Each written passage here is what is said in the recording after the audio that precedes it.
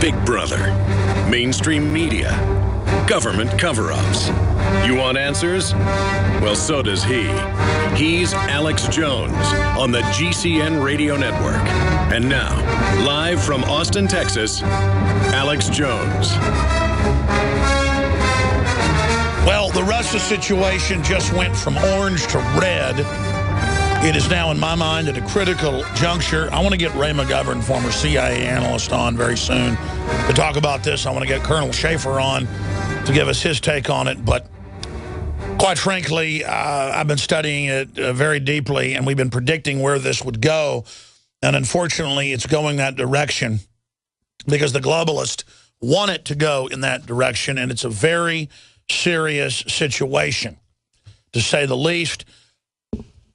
We're going to be breaking that down today. Ukrainian helicopter hit by grenade taking off. Ukraine helicopter has been crippled in a grenade attack in Kiev, warns Moscow is engineering a third world war. That's the London Telegraph headline. Did you hear that? Third World War. That is the Ukraine foreign minister that's saying that, by the way, and also their vice El Presidente. Ukraine foreign minister ready to fight Russia is the headline from the Associated Press. Kerry warns Russia of expensive new sanctions. Putin warns of consequences as Ukraine steps up offensive. Russia wants to start World War III, Ukrainian prime minister. That's in CNBC. I mean, I'm reading mainline headlines here. Remember I told you a month ago this could turn into World War III? Oh, Alex, don't be a fearmonger. What, do the ICBMs have to come into orbit, back into orbit, or back into the atmosphere and then come in and detonate over cities and airburst for us to be concerned? How traders can prepare for a worsening Ukraine crisis, CNBC. Russia now downgraded by S&P, proposes scorched earth retaliation against NATO countries economically. Pentagon, Russian spy ship tug operating near U.S. More Big Bear nuke bombers caught trying to go into British and European airspace. I mean, this is bad. And it's what you expect when the globalists want to bring in a new global crisis so that we're all distracted by their activities. And it is thoroughly disgusting that this is happening. The West went in 3 months ago when Ukraine voted to not join with the EU and to be sucked dry by that spider, and instead tried to stay somewhat neutral. I don't want Ukraine sucked dry by the Russian spider or the globalist spider. But the globalist spider is about, I don't know, let's not exaggerate, about 10 times bigger, fatter, older, more evil, and more anti-human. I mean, the Russian spider is just happy to be in power and control of its own population, is trying to breed a larger Ruski population because it realizes that its own system is collapsing. The globalist spider is a transhumanist, power-tripping spider that believes it's God and is attacking anything decent. So that's what we're dealing with here. And I mean, this is a big deal. I've got masses of incredible news here. And I don't know how I even get into the other news on the stock market and the police state and attacks on internet freedom, which we will cover, while we've got this Ukraine situation going on. But really, we've stated the facts. The facts are there. And it's deteriorating very quickly. When we come back, I'm going to try to very calmly walk through the scenario so far and then where the scenario will go in the future, or could go in the future. And it's going the very worst way. So that is all coming up today. But we've always known that a large global war is what's supposed to bring in the final world government. That's what the globalists have said themselves. And now it looks like they're trying to do it. They may have some backroom deal with Putin, and this may be staged. My gut tells me it's not. And that we're in a world of hurt. It's truly out of control. The globalists aren't going to let their system collapse without starting a world war. They're going to double down every time they're in a corner. We'll be right back, ladies and gentlemen. Straight ahead, big Bundy news as well. It's all coming up today. Why President Eisenhower for warning us of the dangerous rise of the military-industrial complex, and later in the speech, controlled by a technological elite. That is what we're facing, is a technocracy in the Bilderberg and Davos Group's own words. I am your host, Alex Jones, just someone who wants freedom, who's upset and angry, but also focused and mobilized in the face of this tyranny. And we have reached out to you. You have reached out to us. We've reached out to millions of others across the world, and we're having a real effect. That's why we're being attacked by all the White House mouthpieces, the globalist mouthpieces, and collaborators in the so-called liberty movement, Benedict Arnold's, to try to bring us down. And we are being prepared to be set up right now. That is clear, that they don't like the message we're putting out and the fact that it's resonating and being duplicated and being augmented and expanded. And so there's going to be some more demonization campaigns out there. Now I'm going to get into the off-the-chart news in Russia, off-the-chart news on the attack on free speech coming up in a moment. David Knight has been down here for over a year, one of our great reporters and co-host of this radio show and also the Nightly News. It's very hard to get a house here, buy a house here, because it has the biggest housing shortage in the country. Austin is the major boom city nationwide as people escape California and other areas destroyed by big government. And then they come here and vote to take our freedom. But hopefully folks from North Carolina and Kansas and Tennessee and a lot of other more libertarian areas will offset the socialists that are moving here. A lot of good Californians are moving here as well to escape it, but a lot of them are coming here to bring in their tyranny. But he's been off the last few days moving. And I guess out of one apartment into a house while they still try to buy a house. And so he's been listening to talk radio. He was listening to our local affiliate, 590 AM last night, because his brother-in-law out of North Carolina called him and said, you better go listen to Glenn Beck. Well, it re-airs here locally. And so he tuned in last night while packing the U-Haul, and he said, you know, we got to go into Glenn Beck's archive and find it. But he said, this is really bad. We have to do something about this. And I said, what did he say? He said, well, I'll just come in and tell you. But he told me over the phone right before broadcast. He's driving up here right now to be on in the next segment or at the bottom of the hour. Beck said that we want violent overthrow of the U.S. government, InfoWars, by name. And that we tried to cover up the Bundy supposed racist comments and that we were there and that basically that was our video or that we knew and tried to cover it up. Our people were there a week and a half ago. This was said last weekend. None of my reporters were there. We covered it yesterday when we saw it in the morning. When it had been out less than 12 hours, we got Bundy on. And I said the way they edited his comments, I think sounded, you know, very offensive and racist, but that I understood where he was coming from. And he said, no, I meant they've traded out one form of slavery for the other. But to basically say we're racist and we want violence. I mean, Beck, there's a reason you're getting sued right now, okay? And I don't think you're going to win. And I don't intend anything like that. But look, what you're doing is torturous interference. I know you're obsessed with my show. I know you watch it for years and take our guest and spin it. I don't care. That's fine. I just want to defeat tyranny. But what I'm trying to get at here is that he's putting out the exact talking points of Media Matters that on record is the White House, Direct conduit from the White House telling them what to do and say. MSNBC, CNN, I understand, saying I'm behind the Boston bombing and I'm deeply racist and, you know, all the rest of it. But to have Glenn Beck doing it, and I know what this is. He knows we're getting on affiliates all over the country. The show's exploding right now. Most of the stations we're on carry Glenn Beck. And he knows, because I've talked to some program directors, that there's little comments and things going on from the people in his office, not even a syndicator, Premier, about me and how I'm a bad show to have. And this has been going on behind the scenes. And then a lot of times I'm on live and Glenn Beck's on at night. He doesn't like that. He's an egomaniac. My show ends up getting picked up on Sunday live. While we do that show, people get a taste of it. Then they put us on at night, and then invariably we end up going on live. And I mean, they literally replace Rush Limbaugh with us in areas of the country and get better ratings. And I'm not I never had this slot to go up against Rush Limbaugh. I didn't want this slot. I had a nighttime show that GCN made me 17 years ago change to a daytime slot. And I said, I think it's a horrible idea. I don't want to go up against Rush Limbaugh. I need to go after stations at night. There's no way stations are going to dump Limbaugh for me. And they said, you're so good. His name was Michael Trudeau, and Ted Anderson still runs the network, but Michael Trudeau was like, I'm going to put you on up against him. You're going to take over.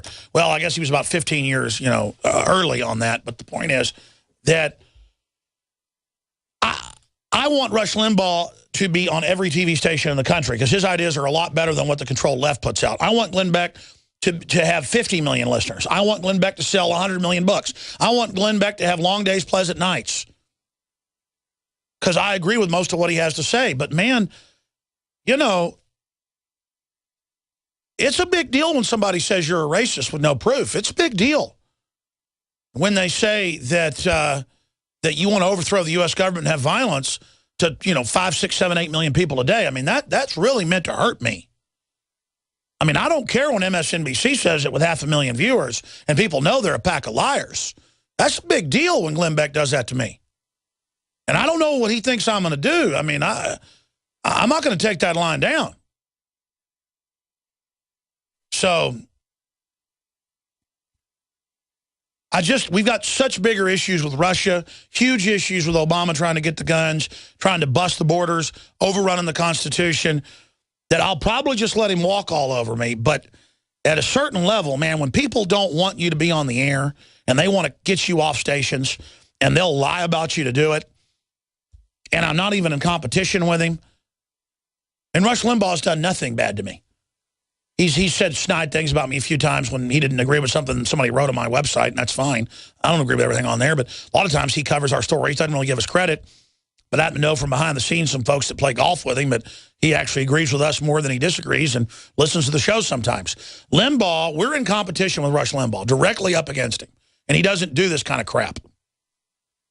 And, I mean, this is dangerous, folks, to have somebody on the air saying that you want to overthrow the government, want a violent overthrow. We already played clips like that 2 weeks ago.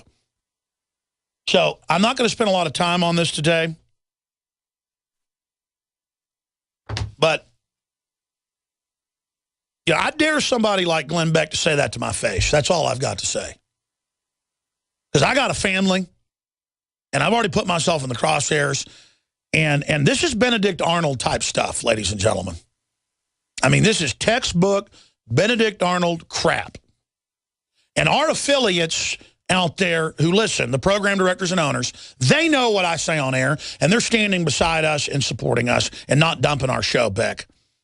Go make your movies, ghostwrite your books, do whatever you're going to do, man. I'm not jealous or envious of you, okay?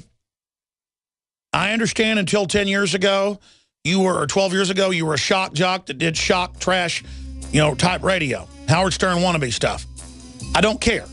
I understand you picked up my show and duplicated it and made it more palatable. I understand that you're obsessed with me. I understand that. I get it, okay? But listen, I'm happy for you to imitate me and to take my knowledge. That's the whole point of this show. I want to beat the globalists. So I'm going to tell you again, stop now. Stop trying to set me up with Rachel Maddow in the White House. You may work with them. Gentlemen, in search of $1 million. But I know the good guys lost. The truth is, the globalists are gearing up for a civil war in this country. They're going to start. And a lot of libertarian and conservative talk show hosts are scared. And they're going to join with the globalists in the takeover of this country. And they're going to demonize anybody who stands up for freedom and the Constitution. And they're going to salute the black uniforms as I and others like Ron Paul are hauled off to prison. And as Rand Paul is discredited and destroyed. I don't think it's going to get to that because the American people aren't going to be intimidated and called racist and called terrorist. That's not going to work. Calling anybody that supports land rights or anybody that doesn't want free speech zones or snipers pointing guns at peaceful protesters with tasers and police dogs. If you don't like that, you're a domestic terrorist, you're an insurgent, you're an extremist, and yes, you're a racist if they can find anybody involved who talks in a hillbilly dialect. That's how all this propaganda works. And a lot of people get scared by it. And a lot of Republican leadership wants to continue the land grabs. They want to continue the bid rigging. They want to continue the no-bid contracts. They want to continue business as usual. Well, business as usual is collapsing this country. And we either change course now or we go off the edge into oblivion. Now, I'm going to talk with Knight briefly about what he heard Beck say last night. And I guess we're going to dig through the video and audio files of it yesterday and post it just to document what we're saying. But it doesn't matter. A lot of you probably heard it, saying that we want violence and that we're basically covering up the racism of Bundy, and that we were out there at the ranch 2 weeks ago when he said all this, when we all now know this was taped Saturday and not by our reporters. And, of course, we reported on it. I mean, it's one thing to say Bundy could be a hillbilly or maybe racist. I don't think that's the case. He's certainly a fossil, though. And I think some of the stuff he said could be taken as offensive. I mean, like, there's black people out here.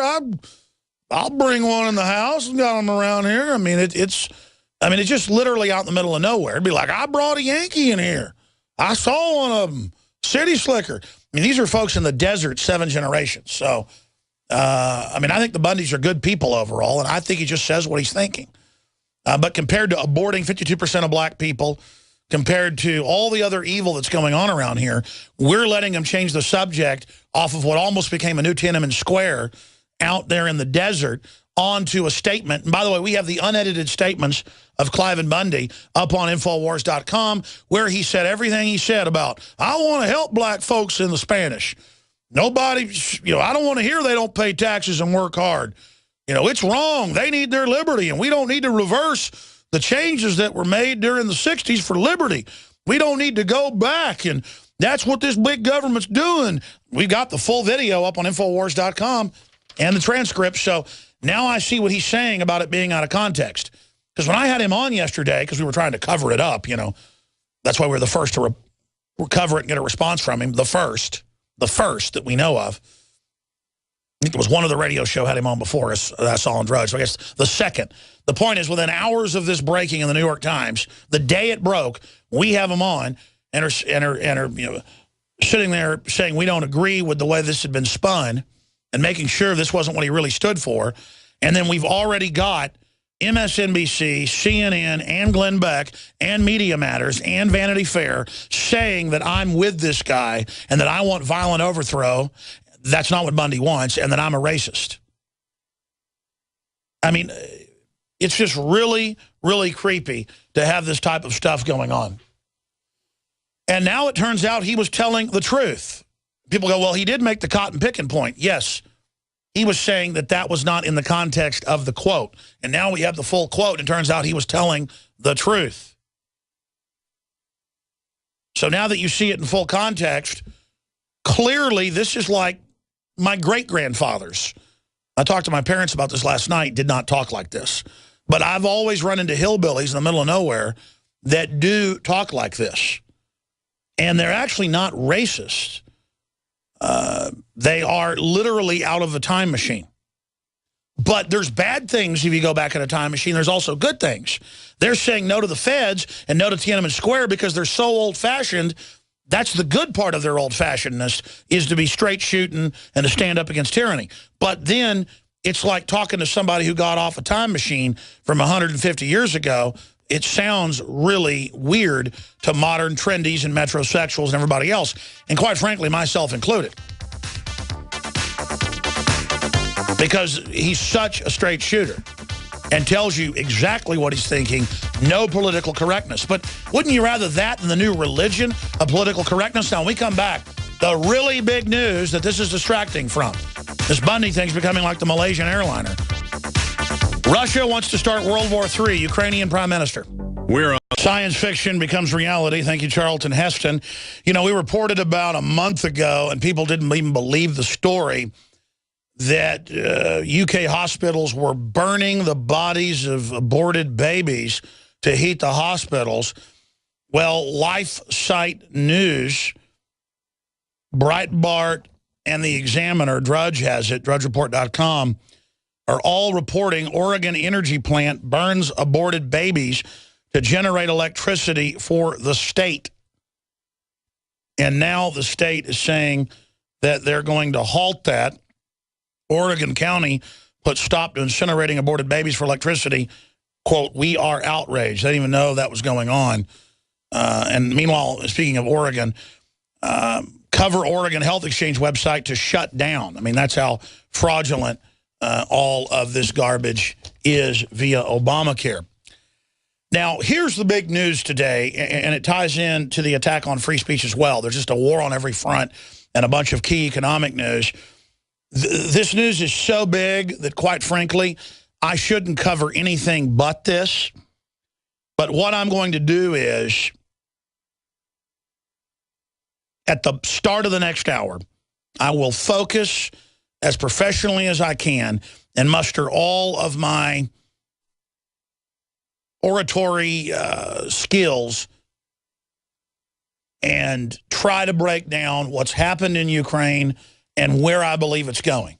Now, you know, so far I've predicted what was going to happen, and it's starting to happen. It's not hard to predict. This is a globalist plan. So I'm really looking at what they're doing, what they've done in the past, and their programs of destabilization. And so it's not really even predicting, except this is Russia, and the outcomes are so horrible that I can't believe this is happening. And if I was a coward, or even if I had more self-preservation instincts, I would be getting my family out of the United States right now. And I'm not saying that that means we're going to have a nuclear war, but if there was, say, a 10% chance that there was going to be a nuclear war, would you get your family out of major target sites, like the middle of Texas? Or if there was a 10% chance robbers were coming to kill you, would you get out of your house that night? I'd say there's a 10% chance, probably higher, that we're going to have a full-out nuclear war. And people have heard my show for 19 years. Some of you have been listening that long in Austin. Been syndicated for almost 18. You know I've never talked like that. Usually nuclear war threats are just stuff the government uses to hype. This is a really bad situation. It's so horrible that it's beyond having a nasty feeling in my mind and in my chest and my stomach. It's more just a feeling of unbelief, disbelief. Let me just read you these headlines, okay? And then I'm going to get to this at the start of the next hour. Russia wants to start World War III, Ukrainian Prime Minister. That's CNBC. That's not Alex Jones. Here's AP. Ukraine Foreign Minister ready to fight Russia. AP. London Telegraph. Ukraine helicopter hit by a grenade taking off. A Ukraine helicopter has been crippled in a grenade attack as Kiev warns Moscow is engineering a third world war. Third world war. Did you hear that? Putin warns of consequences as Ukraine steps up offensive. Bloomberg. Kerry warns Russia of expensive new sanctions. On the heels of that, S&P downgrades Russia. Russia threatens scorched earth retaliation against NATO countries. That's a Zero Hedge up on Infowars.com. Washington Free Beacon. Pentagon, Russia spy ship, tug operations near U.S. Ships near nuclear submarine base in Kings Bay, Georgia. They're surveilling and obviously getting ready for submarine-launched cruise missile attacks on the U.S. Can't stop those cruise missiles, folks. So the Russians have moved cruise missiles into the coast. They don't need Cuba anymore. Thanks a lot, New World Order. How traders are preparing for a worsening Ukraine crisis, CNBC. We have the twin dangers of the Ukraine crisis, an article by Newt Gingrich that basically tells the truth other than demonizing Russia. It admits it caused World War III. That's CNN. Okay. What's the issue here? This was triggered when Ukraine didn't vote 3.5 months ago to go under EU spinnerets and be rolled up and put in the web to be sucked dry. They didn't want to jump in the spider web, so they activated the paramilitary groups to blow up government buildings and firebomb everything, open Nazis, Heiling Hitler. I mean, you can't make this stuff up, and then to take over the country. And I'm not saying that a lot of Ukrainians don't have beef with Russia and that Russia isn't another tyranny. The point is that the West started this. And I said the Russians are going to grab certain areas that they control and need, and then the other Russians in the East are going to want to join Russia. They're going to stand up themselves. They're not going to want to be ethnically cleansed. A civil war is going to break out. They're going to send in the Ukrainian military, NATO, CIA-backed. The Russians are going to fight back. The Russians are going to roll armor in. If NATO responds militarily, boom, nuclear war. I mean, that's the scenario next hour I'm going to walk through with you. And my gut tells me this is not some higher-level deal with Putin where they're going to just divide the two countries and act like that it was a fight. And the decision's been made to cut the country in two, and Russia gets to suck eastern Ukraine dry, and NATO and the EU get to suck the other side dry, like the Hitler-Stalin pact with Poland. Now, I think that's in the cards and being discussed. Diplomatically, they always have multiple game plans, but that's not where this is going. And the hardening of structures, the digging in, the bunkers here, the bunkers in Russia, the global financial crisis, Rand Corporation 2 years ago saying they want a major theater war, maybe a third world war, to bring in the world government. This could be it. 5 years before Joel Skousen says it's coming. And I think Joel's a smart guy, but... And we'll get him on, maybe next week, maybe Sunday. I'll be live this Sunday. I will be in studio live this Sunday, 4 to 6 p.m. We've had family stuff come up, and then I've had stuff happen, like Easter. So I've missed a few of the Sunday shows. And my grandmother, I don't want to get into it. She's 89, and she's had a fall about a month ago, and we've been taking care of her. I don't want to get off into all that, but she's stabilized now. So that's why I've been missing some time. When it rains, it pours. I had a bunch of other family stuff going on. But I'm here. I only take a few days off here and there. I probably should take more time off. It's just when it rains, it pours. A lot of other family stuff I'll tell you about later, but very soon. But the point is that all hell's been breaking loose around here. But I'll be live this Sunday, 4 to 6 p.m., Lord willing. Now, here's the issue. There are times in history when more happens in a year than happened the previous 50. Many historians have said that. We're entering that key flux period right now, where on every front, technological development, cultural changes, demographic changes, military operations, awakenings, decadence, the good, the bad, and the ugly, you're going to see a lot of things happen. And you're also, during crises, going to find out who's who. Benedict Arnold was probably the third, or after George Washington and General Greene, maybe the second greatest general of the 6-7 year war from 1775, officially 1776, that went on for the next 6 years or so. But it turned out the last 2 years he thought we were going to lose, and he'd been British the whole time. Most people fighting were British. They were tired of having their rights taken. They most of them been redcoats. George Washington, all of them. And so he was a double agent the whole time, the last 2 years at least, because he thought he was going with the winners. He didn't all in for what he thought was right. He was a pragmatist, a sociopath. I can officially say, after 5 years, 6 years of Glenn Beck lying about me and attacking me, that he is a Benedict Arnold. There's no doubt that's who he is. For whatever reason, he may have always been a globalist. He may have always been bad news. I don't attack him when he said horrible lies about me. I mean, God, he said I have sex with Charlie Sheen in showers, folks.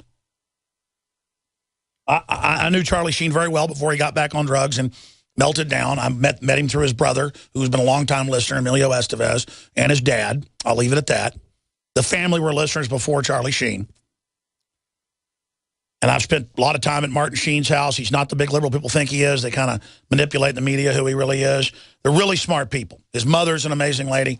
But that's the kind of stuff, and I ignore stuff like that.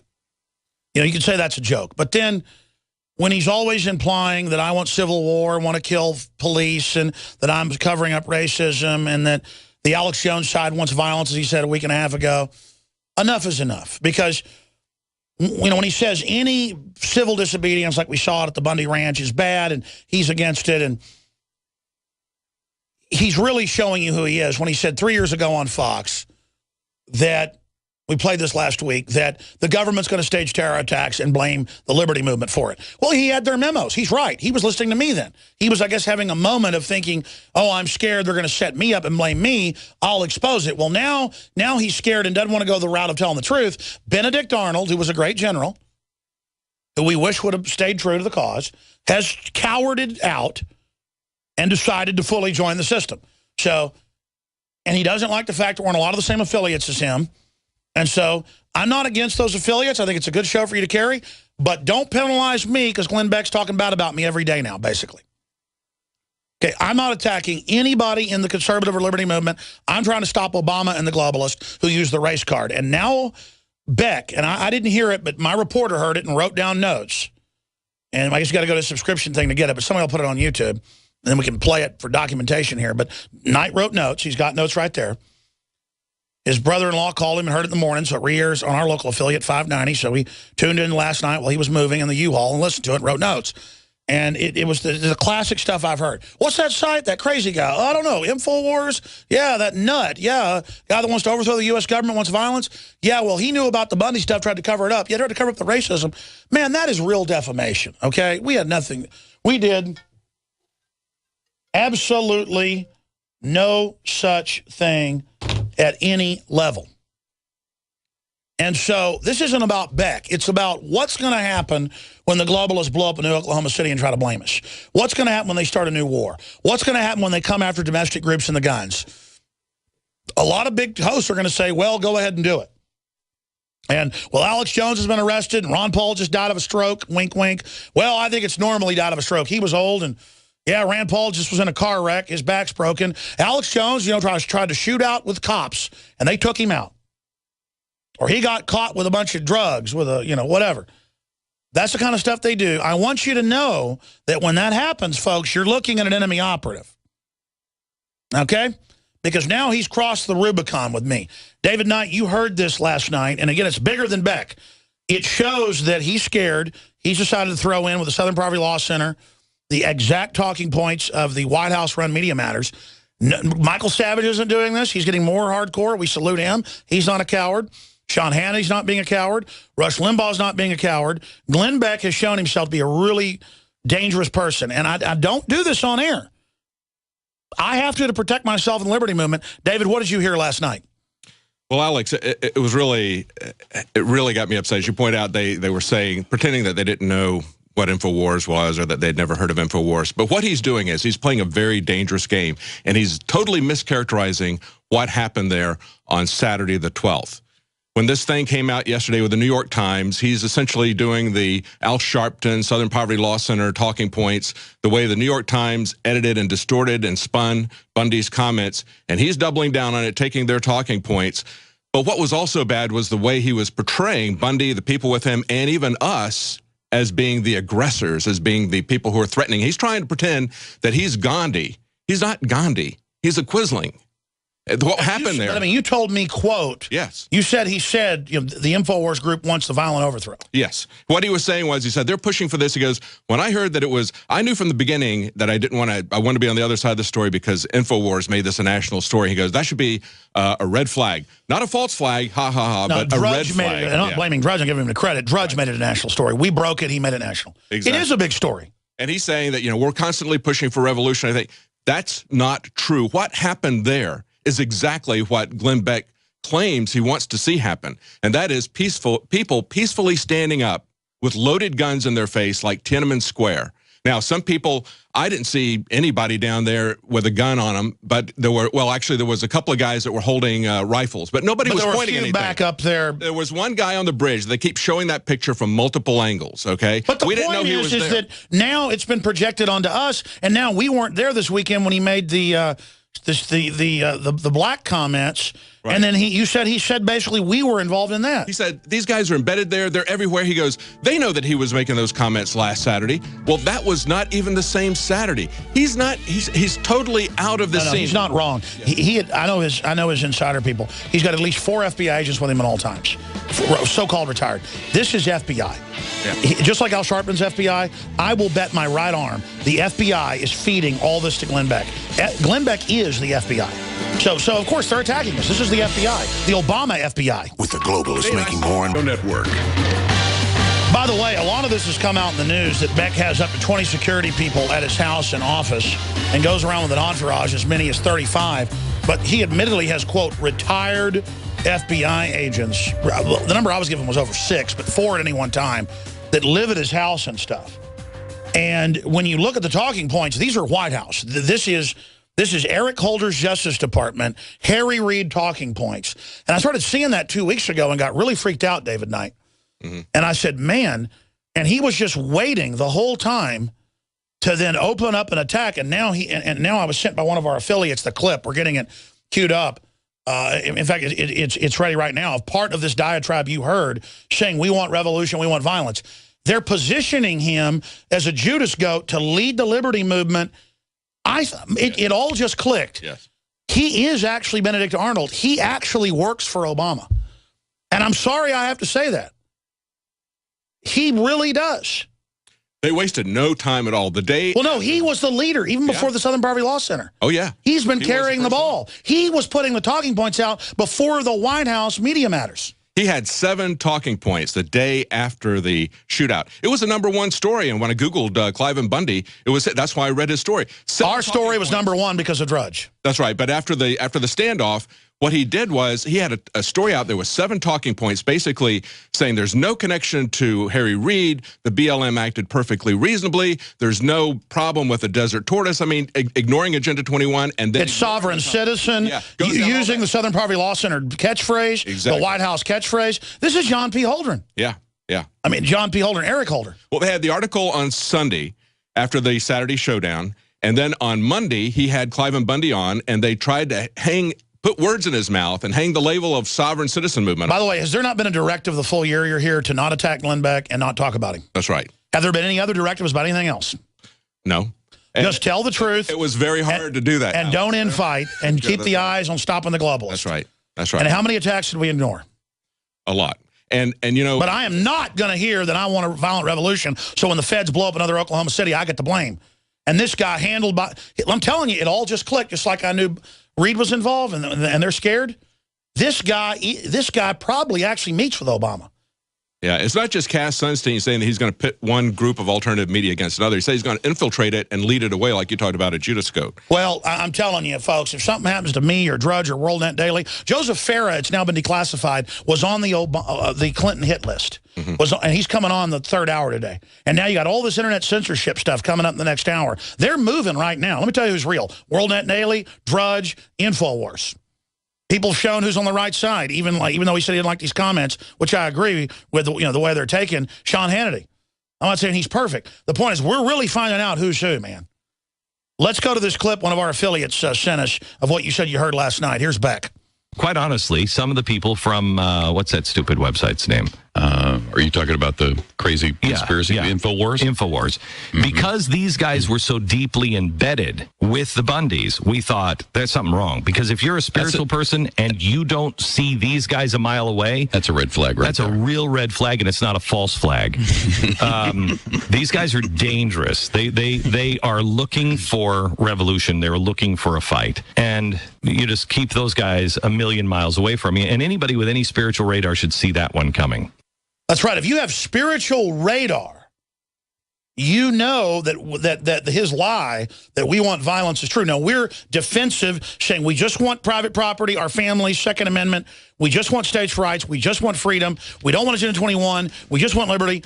And then the other clips are we're racist, too. So, you know, he keeps talking about Gandhi. He keeps talking about peaceful, nonviolent resistance. That's exactly what we did. The fact that you've got somebody with a 6-shooter in his holster walking up to somebody that's got an AR-15 trained on him, hiding behind shields, barking over the loudspeaker that they're going to shoot. That is peaceful, Look, you know, when Obama makes his move, Beck's going to support it. Oh, yeah. In fact, something just clicked. He talked about how if they ever had courts, I would want to put him in a FEMA camp.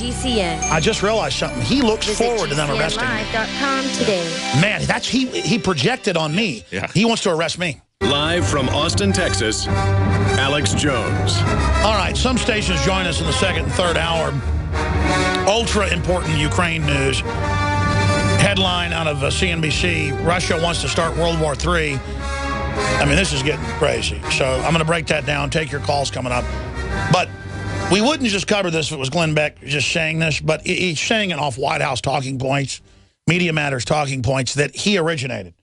So for anybody that's trained in tracking psyops and stuff, now it all clicked for me. Why he says I want him arrested and put in a camp He said that a week and a half ago. We played the bizarre clip. Why he says I want violence, why he says InfoWars wants violence, is covering up the racism of Cliven Bundy, that we were there and knew about this. Within hours of us seeing it, we had him on and covered it and said the way it was spun is terrible. We're all about fighting racism here, real racism, you know, divide and conquer. And to have him do this, David, bottom line, what's your analysis on this? Because this is really dangerous. Well, the bottom line is the best thing you could say about Glenn Beck is that he just doesn't know what's going on. He's totally uninformed and doesn't care, and he's spinning things. I don't think that's what's happening. Rush has talked about the drive-by media. We saw that happen out there.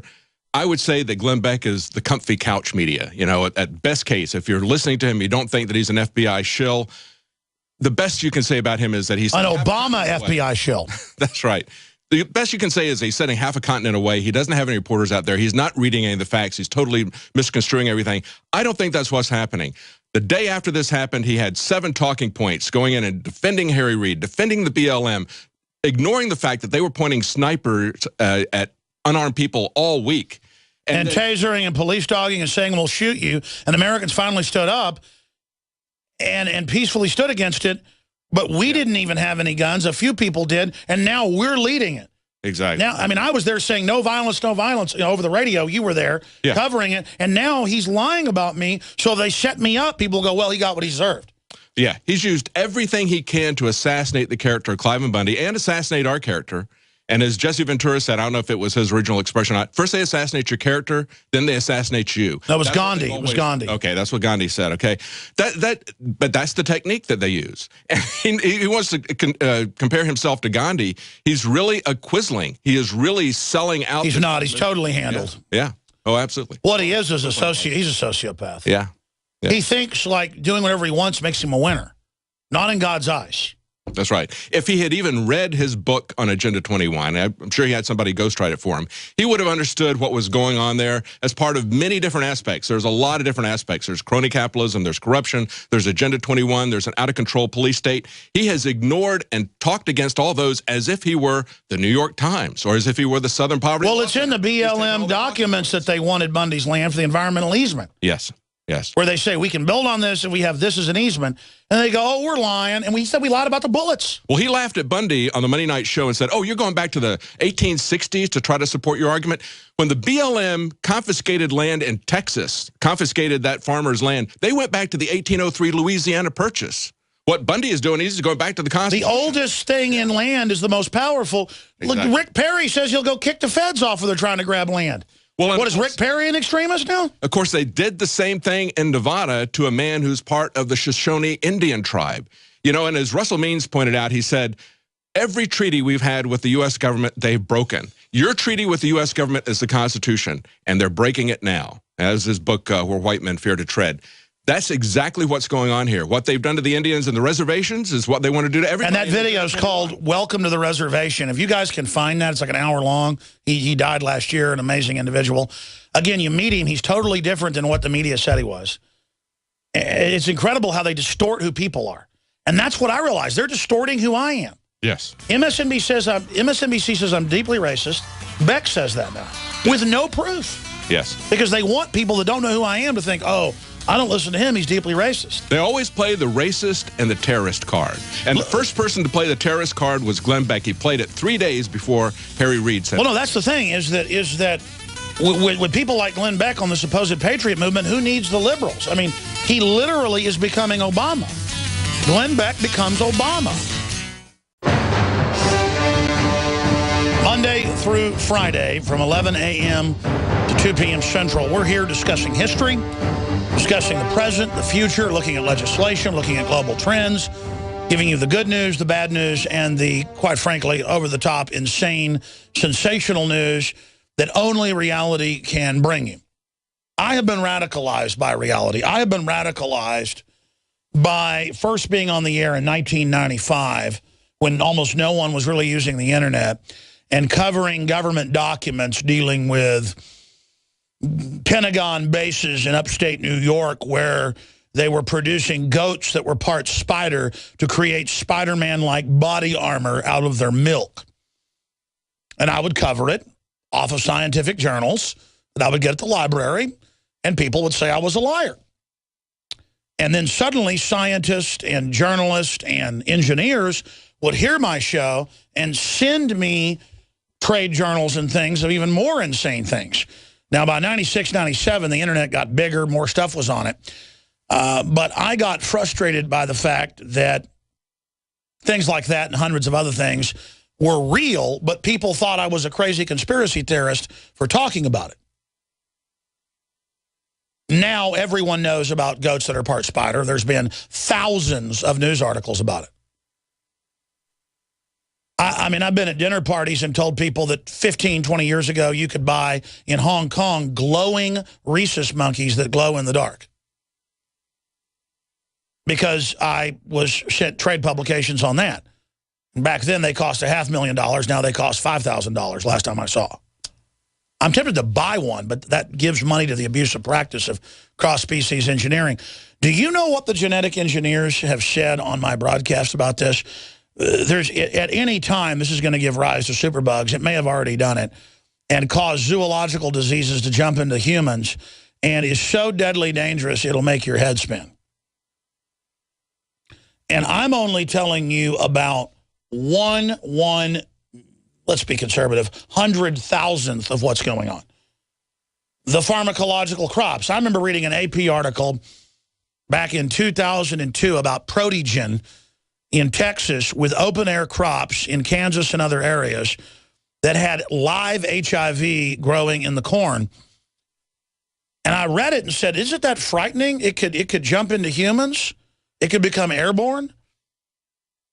And they had people in spacesuits out after I reported off the AP, because I said this could be dangerous, out burning it all over Kansas and Texas and one other state. And it was in the news, local news, that guys in spacesuits were out burning it from the federal government. Actual government helicopters landed and burned it. So I got to say, the government actually does good sometimes. I pointed out that Dr. Pianka was at a presentation, one of the heads of the biology department at UT, and said he wants airborne Ebola to be released to kill 90% of us, and that he and his family are ready to die. And I pointed out that he and his undergraduates were working on stuff like that. And I quoted some of his undergraduates and that had become PhDs, doctors, and them saying we need to get rid of all humans. The FBI visited him. That was in the Austin American Statesman. So I don't think the government's our enemy. It's just a complex system that has corporate and other interests controlling it. We need to get control of it. Yeah, there it is. Dr. Doom, Eric Pianka, received standing ovation from Texas Academy of Science and then gets a visit from the FBI. And I said the FBI should visit him. The FBI did. The FBI is a diverse organization run by Eric Holder right now, so that's why you see them demonizing gun owners and shipping guns into Mexico with the ATF to blend the Second Amendment. But I'm going to get into the Ukraine situation. It's just that I don't make stuff up, is my point. Every once in a while, I get things wrong, and I admit when I get things wrong. I wish I was wrong about all this. It's not fun to have White House-run CNN, MSNBC, Media Matters, saying I'm deeply racist with no proof, and that I'm violent, and I want to kill cops, and I want a war. They're saying that so cops start thinking I'm a bad guy, so when they set me up, nobody comes to my aid. I'm being set up. But that's part of the mission. I mean, look. I'll say it again. One of my grandfathers was a fighter pilot, crash landed, almost died in World War II. My other grandfather flew B-17s. Before that, he flew Liberator flying coffins out of North Africa. Once they got him into Italy, he was in B-17s. He got sunstroke in a mission, and then the next mission, or 2 missions later, his whole crew got blown up and died, to give you an example of how I barely survived. And my point of using that analogy is, they knew when they were flying into flat clouds, that was the factories they had to bomb. I know when I get enemy attacks that I'm over the target. So if I get killed or set up, let's just get one thing straight. You didn't have a victory over me, New World Order. I knew what I was climbing into. I knew the cockpit I was getting into. I am steering into the flak. The more I get, the more I know I'm on target. So I just want everybody to understand that I'm in this to win it. I'm not in this because I'm a narcissist. I'm not in this because I want a big name for myself. I am in an absolute war that I know is real. I've committed my full life to it. And I feel like I'm not doing a good enough job to fight these tyrants. I believe in humanity, and I'm committed. And I want to believe in other libertarian talk show hosts. I want to believe in you. I want to beat these people. I want a better world. I want to uphold my family name. I want to be honorable. I want to look at the facts and try to give you the most reasoned, historical, morally based analysis I can. And I'm impure myself. I'm worldly myself. I'm not perfect, folks. I'm not on some high horse. I'm not here lecturing you. I know we're on the edge of World War III. I know the globalists are doing reckless things on every front. And I think the hand of God, in fact, I know, is the only reason we haven't already had a nuclear war or a huge bioweapons release. And I pray every day that we not totally collapse. Because history shows elites become arrogant. They become megalomaniacal, and they destroy civilizations. Before, they didn't have thermal nuclear weapons and bioweapons. I mean, the Huns, thousands of years ago, were catapulting plague-ridden Black Plague bodies over Chinese fortress walls. So I guess bioweapons are ancient and aren't new, but I mean more sophisticated ones. I just want everybody out there to have a good life and to have a chance to be empowered. I'm not anybody's enemy. I don't want a war with the occupied federal government, because I know that's part of the plan. I don't want any cops to be killed. And everybody knows I say that every day. I'm trying to stop a staged civil war. And so the response is by the Southern Poverty Law Center, ADL, Media Matters, CNN, MSNBC, and Glenn Beck, is that I want a bloody civil war and I'm a racist. And that's because, ladies and gentlemen, they don't like the fact that I know who they are. They don't like the fact that I see right through their baloney.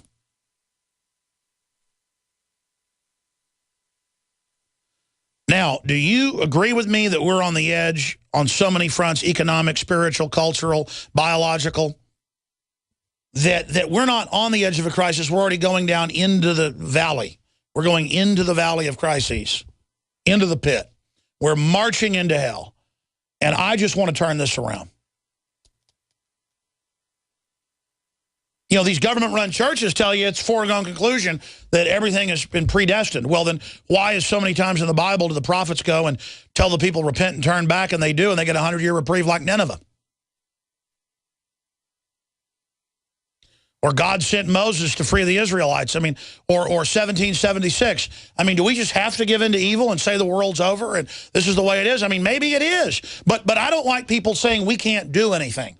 Or every time someone stands up and says, let's try to be good, everyone says, oh, you can't do that. There's no such thing. I'm just one little guy who had dyslexia and a learning disability and could hardly spell, who pretty much by myself built a giant independent media operation that reaches conservatively 15 million people, probably 20 million a week. I know the power of taking action. I know the power of good people. I know the power of free association and what you've done helping us to spread the word and what we've done for you together. As brothers and sisters in liberty, I don't care what color you are, or where you come from, or what religion. I want you to have a future. I want justice. Cliven Bundy spoke out against blacks killing most of their babies. In his speech, the full unedited speech is on InfoWars. Is he racist for using the term Negro, United Negro College Fund, the Negro League? I mean, for old-timers, folks, that's the term blacks wanted to be known as. Is he insensitive? No, he's a fossil, pointing out the new slavery of the old. But MSNBC knows for modern yuppies ignorant, they don't know that. They play on your ignorance. Unedited video shows Bundy making pro-black, pro-Mexican comments. Go read it for yourself. It actually sounds like Jeb Bush talking about Mexicans. But it doesn't matter. By the end of the day, they'll say he hates Mexicans, because they are the real race pimps creating divide and conquer. Is Cliven Bundy an FBI asset? No. No. Al Sharpton is. Does Cliven Bundy have a bunch of FBI on his staff? No. Glenn Beck does. And I just got done telling you, the FBI, when I said on air, this guy needs to be questioned, they went and questioned the guy that wants the Ebola to be released. I'm not saying the whole FBI is bad. In fact, I've known FBI agents growing up. They've been really Boy Scout, really good people. The issue is they are compartmentalized. I've had family in the CIA, Boy Scouts, you know, track stars, the quarterback. Are marching, my friends, the rusted chains of prison move towards what all analysts openly say, all analysts I've seen on television or read, across the political spectrum, say could easily lead to thermal nuclear war. Russian submarines carrying supersonic, hydrogen bomb-tipped cruise missiles are now popping up off the coast of the United States, clearly to launch attacks, if given the go-ahead codes, against U.S. East Coast subbases and aircraft carrier bases. Russia is openly saying that they are prepared for nuclear war if any of the globalist forces in Ukraine launch attacks on Russian interest.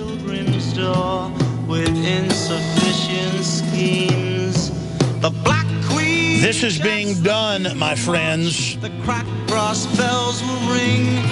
so that they can bring Europe into a greater crisis and keep the EU from collapsing and suck tens of trillions more out of taxpayers to inject it into the globalist derivatives crime syndicate. And Soros has openly said they need this crisis to bring in a new Marshall Plan.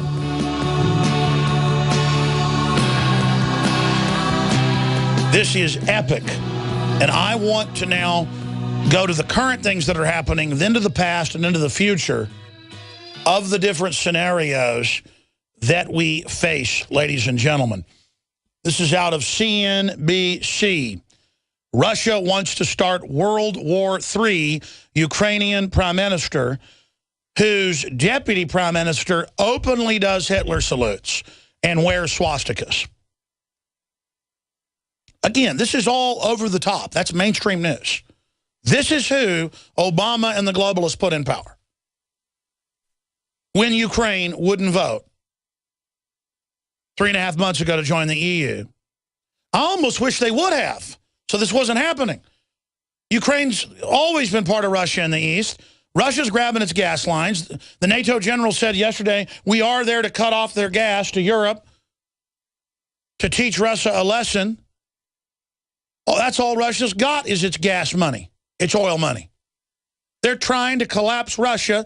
They've got all these different groups like Pussy Riot and the rest of them in there trying to foment the overthrow of that government, really trying to push the Russians into confrontation. And again, I'm not a fan of the Russian leadership, but they're not starting it. They're not expanding. They're hanging on by their toenails. Russia wants to start World War III. These are the headlines. CNBC, AP, Ukraine foreign minister ready to fight Russia. Calls on the West for more troops that are landing in Ukraine and Poland with special forces and CIA, Hind helicopters that the Russians gave the Ukrainians now under Western control, and tanks and armor, burning buildings, smoke, cities being invaded that are Russian enclaves, ethnic enclaves. And Lavrov said 3 days ago, on Monday, or on Wednesday, I guess, or was it Tuesday, 3 days ago. It's Friday now, time just flies, that if you keep attacking Russian interests, we'll attack you. And what did Putin come out and say? He said, Bloomberg, last night, warns of consequences as Ukraine steps up offensive. Bloomberg, Ukraine steps up offensive. We told you dozens and dozens of times when this all started in the last few months that they'll go in, they'll take over, then they'll start persecuting the Russian-held areas. The Russian areas will declare independence. Then the West will call them terrorists, not freedom fighters. when they just called the Western groups freedom fighters. They will go in with military and attack them, and the Russians will come into the Russian ethnic areas to give them aid, as they pledged to do, and then if NATO keeps pushing, it'll become a theater war. And the Russians have said, if you start using high-tech missiles and weapons against our helicopters and against our armor, we will target NATO bases with mobile missile launchers with ICBMs.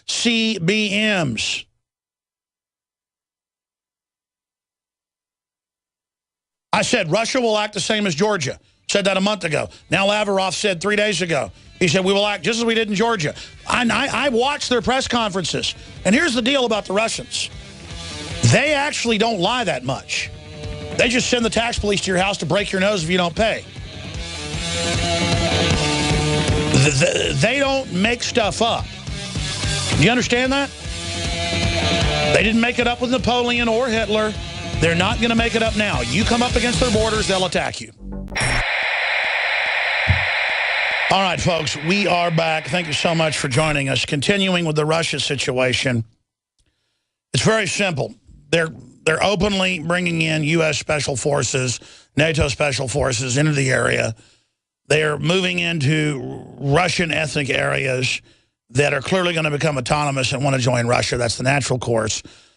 Russia will then be drawn into this, and if the West decides to asymmetrically attack the Russians, they will asymmetrically attack it first to test. Then if major armor or aircraft are brought in against Russian forces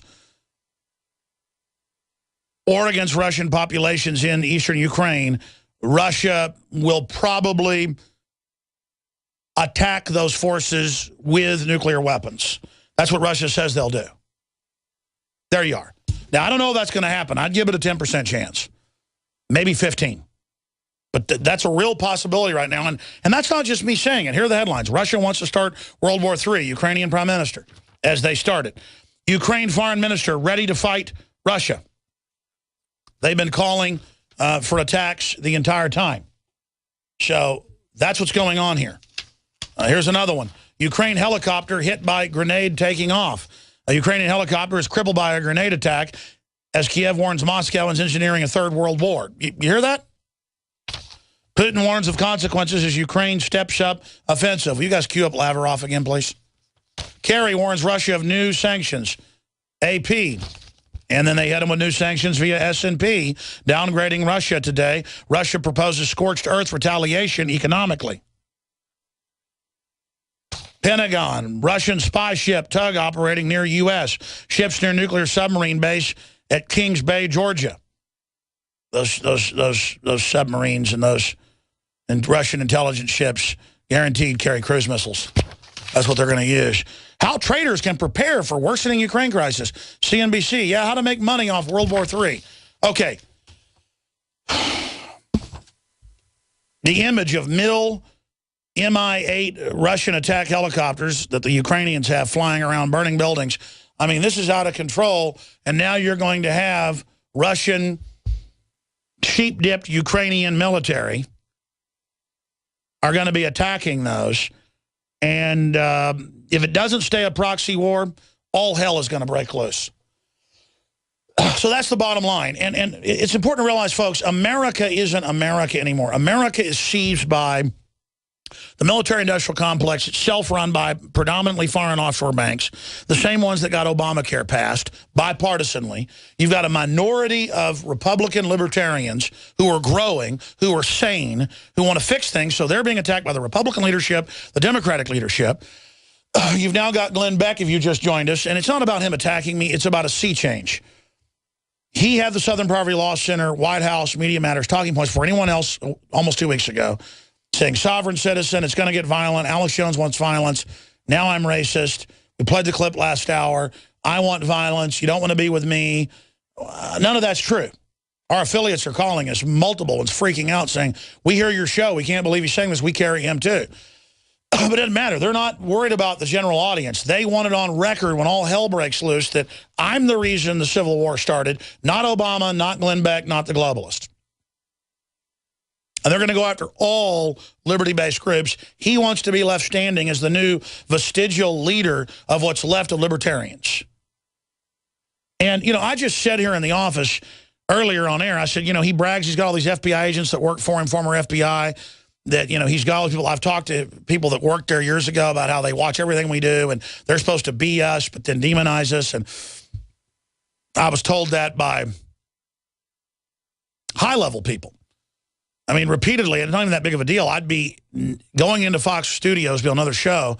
They say, Glenn Beck is freaking out, climbing walls.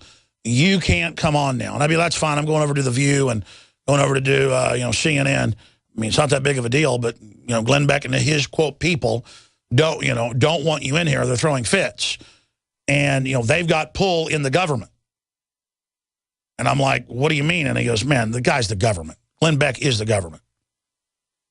And, you know, I could name names, but I'm not going to name names, folks, okay? And then I was told by someone else, high level, and these are people's names you'd know, okay, about Glenn Beck, and that the FBI is there, a section of it from the Justice Department. I go, but wait, he's going after Van Jones. He's going after Obama. They're like, that's all fake. And the guys are like, Alex, is that really true? And I said, of course it's true. Look into him in the FBI. So they started search engineering. And guess what they found from the blaze? Hiding this in plain view. And again, how do I go from Ukraine to this? Because it's the whole government is just a bunch of special interest, CIA, NSA, FBI, corporate groups building their own private kingdoms.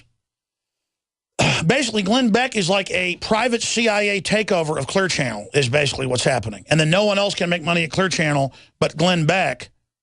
And at Premiere, and no one else gets paid money because all the former executives went over there, and it's all FBI and CIA run, and here they are openly hiding it in plain view. This is from allaccess.com, 10 questions for Buck Sexton. I never even knew who this guy was when I saw him, but I said, that guy is a government agent. The secure look, the satisfied look, these are kind of coward-like guys that think because they're part of the system in information warfare, they're above the law. And I mean, just look at that guy. I mean, that I've seen that look so many times growing up, going to family reunions with people that were CIA and stuff. I mean, Dallas is a CIA command base. That's the reason Glenn Beck moved to Dallas. How do I know all these people? Because I've grown up around this, folks. Now, let's continue. It says, brief career synopsis, CIA, Council on Foreign Relations, theblaze.com, radio network. This is Buck Sexton, host, national security editor. This is from The Blaze bragging about who they're... This is from their bio. This is them telling you this. CIA, Council on Foreign Relations, he heads up the radio network. How did you get into radio, TV, and commentary from the CIA? How did you make that transition? See, I was just saying all this. The crew, I don't think, believe me, they went and looked it up. 6 years as an intelligence analyst. I was weeks away from starting my full MBA, probably headed to Wall Street. They go on, who else helps you run The Blaze? Betsy Morgan, President and Chief Strategy Officer of The Blaze, formerly CEO of the Huffington Post. They are the Justice Department. They are Obama. And I'll just go ahead and we're going to put reports together. Glenn Beck, you want it, buddy? Maybe I'll name names, son. You want it? You're going to get it. You want it? You're going to get it. As I gave you the benefit of the doubt, and I knew you were after me, and I said, leave me alone. What, you think the fact that you're Benedict Arnold going to come out? You were spouting White House talking points 3 days before word for word it came out of Media Matters. You got the memo before they did, bud. We got your ass. You want more? We're going to compile a dossier on all your people now, and we're going to put it out for folks. We're going to realize your little base over there is a CIA, FBI substation. You understand? This is what we're talking about. You want to say, I want violent revolution? You want to say, I want to lock you up in jail when that's what you want? Without a trial? You want to say, I'm a racist? We're going to show, this is directly out of the Justice Department, what's happening. Right here. Your people hide this stuff in plain, stinking view. I wonder what Anonymous is going to do about this. Anonymous, are you going to let them bring me down? I'm for real. I need the grassroots to come to my aid right now. I can tell the enemy is rolling the Death Star around, is going to be clear to fire in 5 minutes. What are you going to do? I need you to help me. I'm for real. These people want to bring me down. And if they can bring me down, they can bring you down, they can bring Drudge down, they can bring WorldNetDaily down, they can bring the real liberal media down, the libertarian, Thomas Jefferson media down. You're gonna as if he's not going to get hung out to dry later when they fully take over. If he wasn't always a spook, he was brought in by him in the last 4 years. Roger Ailes was in intelligence to set up Fox News. That's on record. And they broke away from him to start their own operation. And the word is because Roger Ailes is too patriotic and wouldn't work with Obama. Oh, you want all of it? I think I'm going to go ahead and load torpedoes. You know, I am so focused on the New World Order and everything else, but I've got to deal with their attack vessel they got right in front of me. I got so much to do around here, but I can go get all the stuff I've already researched, load it up, and I think I'm going to do it. In fact, now that I've announced it, I have to. I think I'm going to drop everything on your ass. And excuse my French, ladies and gentlemen. You want it, little boy who thinks he's so tough and sends threatening letters to everybody? Prepare. You think a bunch of spooks at your operation scare me? You think as you surround yourself with a bunch of government people, you're safe from the truth? I don't work for the CIA or the FBI. I work for my conscience. Now, that's the problem with our country, is you've got all these people working in government who want to go take over divisions of the economy and run their own operations. And they don't like the fact that everybody knows I'm for real, who's got a gut, and who's got instincts and common sense and a track record, and they want to destroy me. With the false flag that's coming very soon, that's going to be blaming the Liberty Movement to kill the Tea Party. Well, I'm not going to sell out and mediate what I'm saying. I'm not going to back off.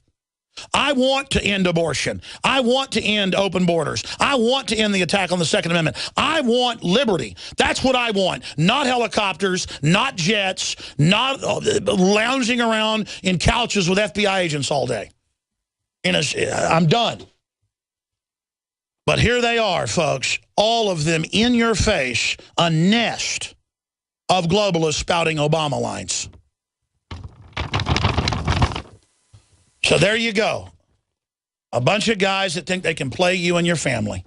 A bunch of guys that think they can create some cult leader that you're going to follow so they can control and lead the liberty movement right into the Judas goat chutes. You know what a Judas goat is? It's a goat train that doesn't get slaughtered every year, that is the leader of the goats, the leader of the sheep, that leads them into the slaughter. I am not a Judas goat.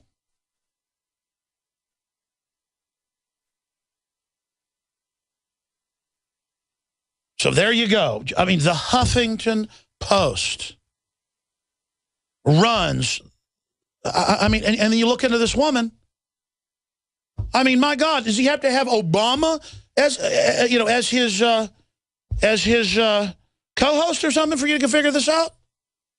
And again, if you're an affiliate or a new listener, I don't infight. I don't talk about anybody in the so-called libertarian or conservative media. But when they're lying about me, doing things like this, trying to destroy me, the meme needs to go out with people like Glenn Beck, who needs Obama. And why does he have so many Obama people working for him and so many Justice Department people working for him? And why is he spouting Justice Department lines and propaganda? Now, Hal Turner was an FBI asset, and I told you he was, and Anonymous got into his email, and you know what happened to him.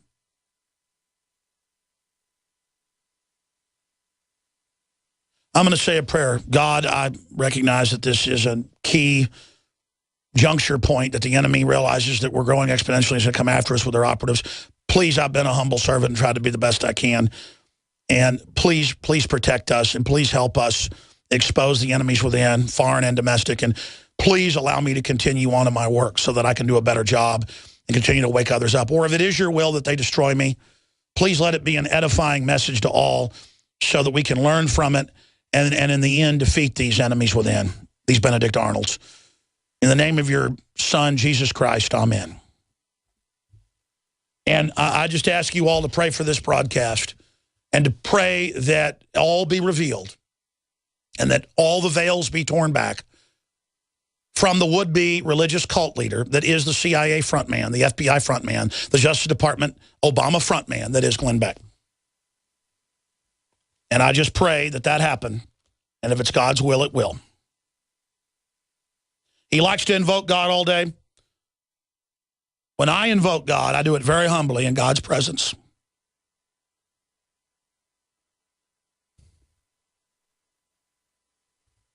And I pray that all of you will pray with me that justice be brought against MSNBC, Obama, Eric Holder, Glenn Beck, and the rest of these people. He's now using the race card. Edits, Bundy praised black folks and Hispanics and said they're good, hardworking people that pay their taxes and that it's a new form of slavery. You have the full video on InfoWars, and they knew this was all coming out, and they put this out. Now they claim that we were involved, that we're racist, and that we want violent overthrow of America so that when the staged attack comes, we'll be blamed. I am not going to be part of this, and Joseph Farah is going to be joining us to talk about the real attacks on the media and the government documents that have come out, and I'm going to cover that in the next segment. Very briefly, I've done almost 2 hours here and have not plugged any sponsors or anything like other talk show hosts do every segment. We're funded by you. I need you to buy the books, the videos, the T-shirts, the high-quality supplements at InfoWarsLife.com, InfoWarsStore.com. That's how we fund our operation so we can continue on and expand in the face of the globalists. The best water filters at the best price. InfoWarsStore.com, InfoWarsLife.com, and basically see it as a donation. You just get a high-quality product at great prices. Or 888-253-3139. But most importantly, pray for us. Because I don't get scared seeing all this, but I get scared that I haven't done enough, I haven't been pure enough, I haven't worked hard enough while the sun still shined, and I think the sun's starting to set on everything, and I just am really upset about what's coming. But in the end, the wicked will be punished and will be judged, and my conscience is clean. I know my heart's right with God. So I'm ready to take my licks. This is bigger than Glenn Beck. The fact that they're doing this shows they're getting ready to move against us. So pray for us. We'll be right back. I've always told you when the globalists get ready to drop the hammer here domestically, their operatives in the liberty movement are going to activate and show who they are and say, do what the government says, go along with the takeover. This will be extremely destructive. All the things Beck's been doing, if you look at the comments on his websites, they're like 90+% negative. People are deserting him in droves. But it's just like MSNBC. They don't care if it kills their ratings. It's a mission. They've been ordered to do it. So he's, Bundy's a racist, a horrible person out of context. Alex Jones is a racist. Alex Jones wants violence. It doesn't matter if it's not true. They have to do it. And the fact that he would do it at this point means that they intend to drop the hammer on the liberty movement very, very soon. And if we go along with this and are cowards and change what we're saying so they'll be nice to us, they win. They know we've got the power. They want to intimidate us. Just because they've got FBI or CIA in front of their name, I happen to know a lot of people in the government that are liberty lovers and don't like what's happening. And so it doesn't matter, but you're not magic and have magic powers. It's like at Bilderberg covering Hillary and Obama there in 2008 in my film, The Obama Deception. The prostitute media wouldn't cover it. The drive-by media wouldn't cover it. The lapdog media wouldn't cover it. We were calling them saying they're here, they're here. Secret Service would take MP5s out and aim them at us. They'd have State Department security, Marines flipping us off and threatening us. And they were doing it under orders. Later, I had some of them apologize to me. But it was just like little kids talking in their sleeve. And, I can wear a black suit and a black tie if I want to. I mean, just because you've got some alphabet agency in front of your name, it's like saying you work for Coca-Cola. I mean, there are so many CIA people and defense intelligence people in Dallas, it'll make your head spin. I grew up there. And it's just so disgusting to know every move these people are going to make and then to see them make the move. But the reason they make moves that look stupid if you're awake is they're targeting a dumbed-down public. They're counting on you not being informed. Why would they say there's no bullets being bought or armored vehicles? Why would they say there's not a police state being set up when it is? Why would they say there's no drones? Why would they say there's no $5,000 fee on small businesses on each employee if you don't get Obamacare or cut them down to 30 hours or less? And that's in the law. It's happening. Why do they say it's not true? Because they think you're that dumb. So they tell you, I want to kill cops. They'll probably take that out and play that clip. They tell you Alex Jones wants war. Alex Jones wants civil war. When I say every day, I don't want civil war, it turns into he wants civil war. We'll play the clip then where I want civil war.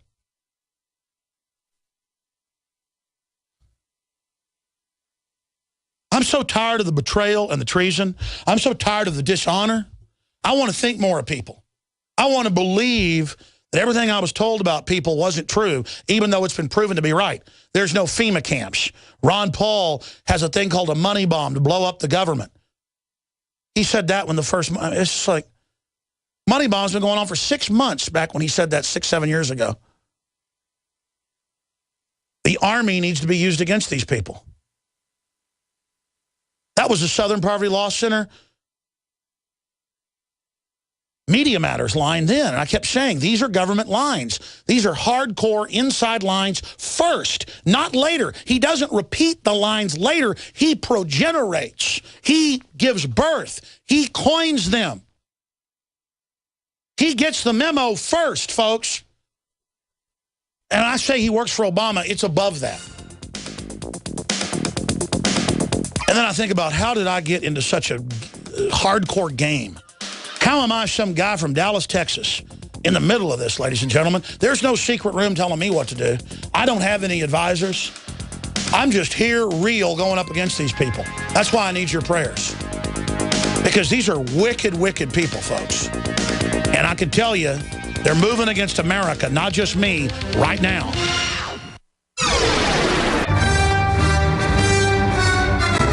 Joseph Farah, who was on the White House enemies list by 1993 and targeted. In fact, you guys pull me the document.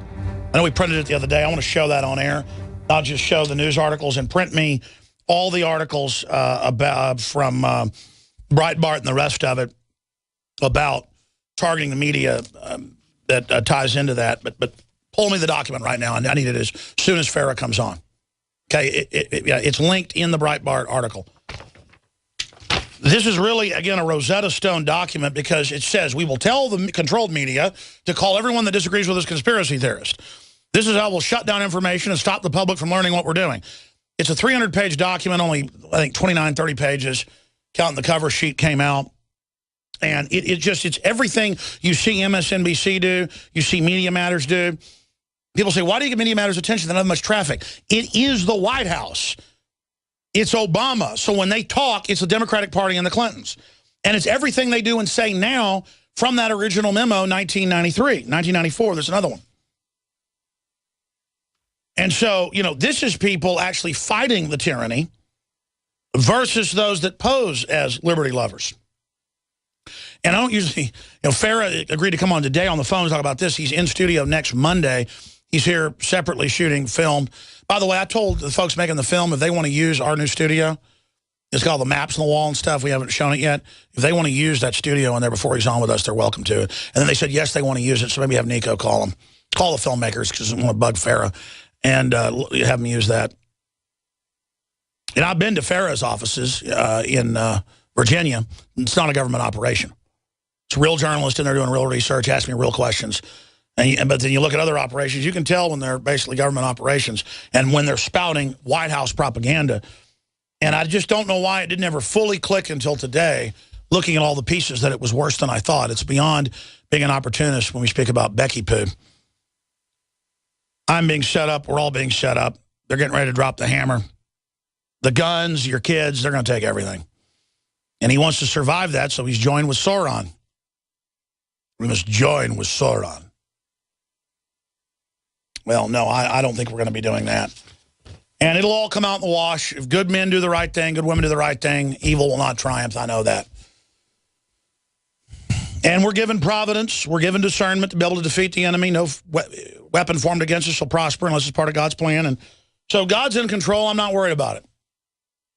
It's just very sickening to see all of this going on. But the headline in Breitbart was 3 years before Drudge changed the internet media landscape. You know, White House was worried about internet was basically the headline. I need that one too. So continuing, We are going to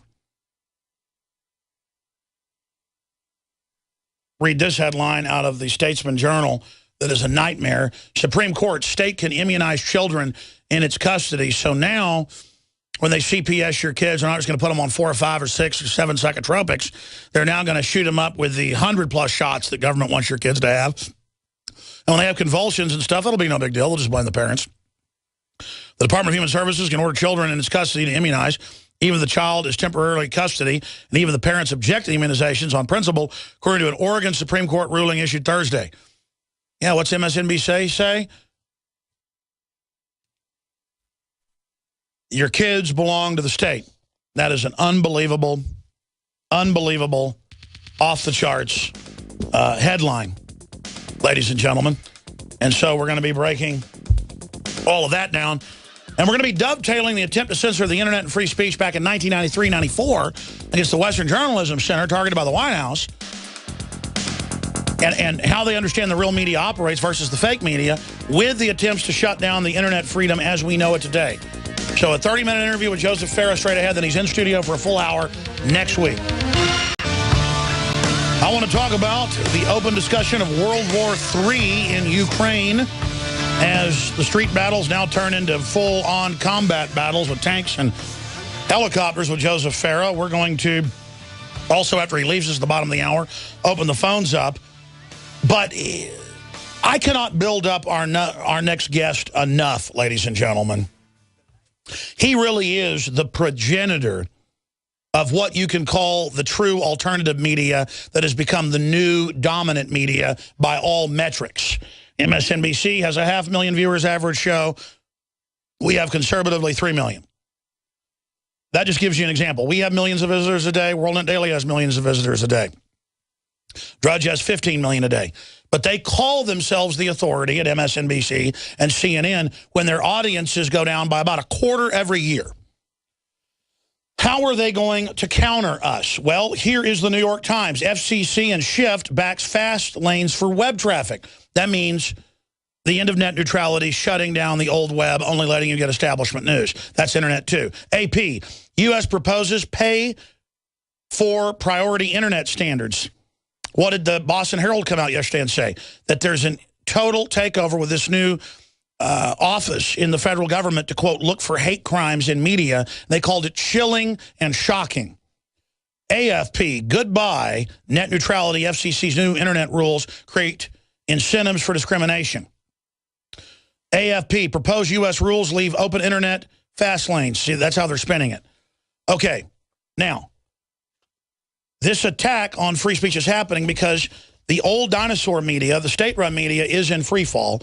You have a perfect storm of state-run media and government wanting to control information. The Pentagon announced last year that because of the Drudge Report and other alternative media, they can't lie anymore. Remember that press conference by the Undersecretary of the Defense? We played it here on air. Headline was, Pentagon says they can't lie anymore because of Drudge. Very important article. It was a cover article in our magazine. Now, only got him till the bottom of the hour, maybe a little bit longer, but I wanted to build up the backdrop of Chinese-style net censorship that's now being announced. They're coming. The crooks that have taken over, the special interest, and their minions, the socialist, progressive social engineers who will carry out any form of evil because they want control of our lives. They're announcing in Oregon they'll inoculate your kids without permission today. Their Supreme Court just ruled that. It's all happening.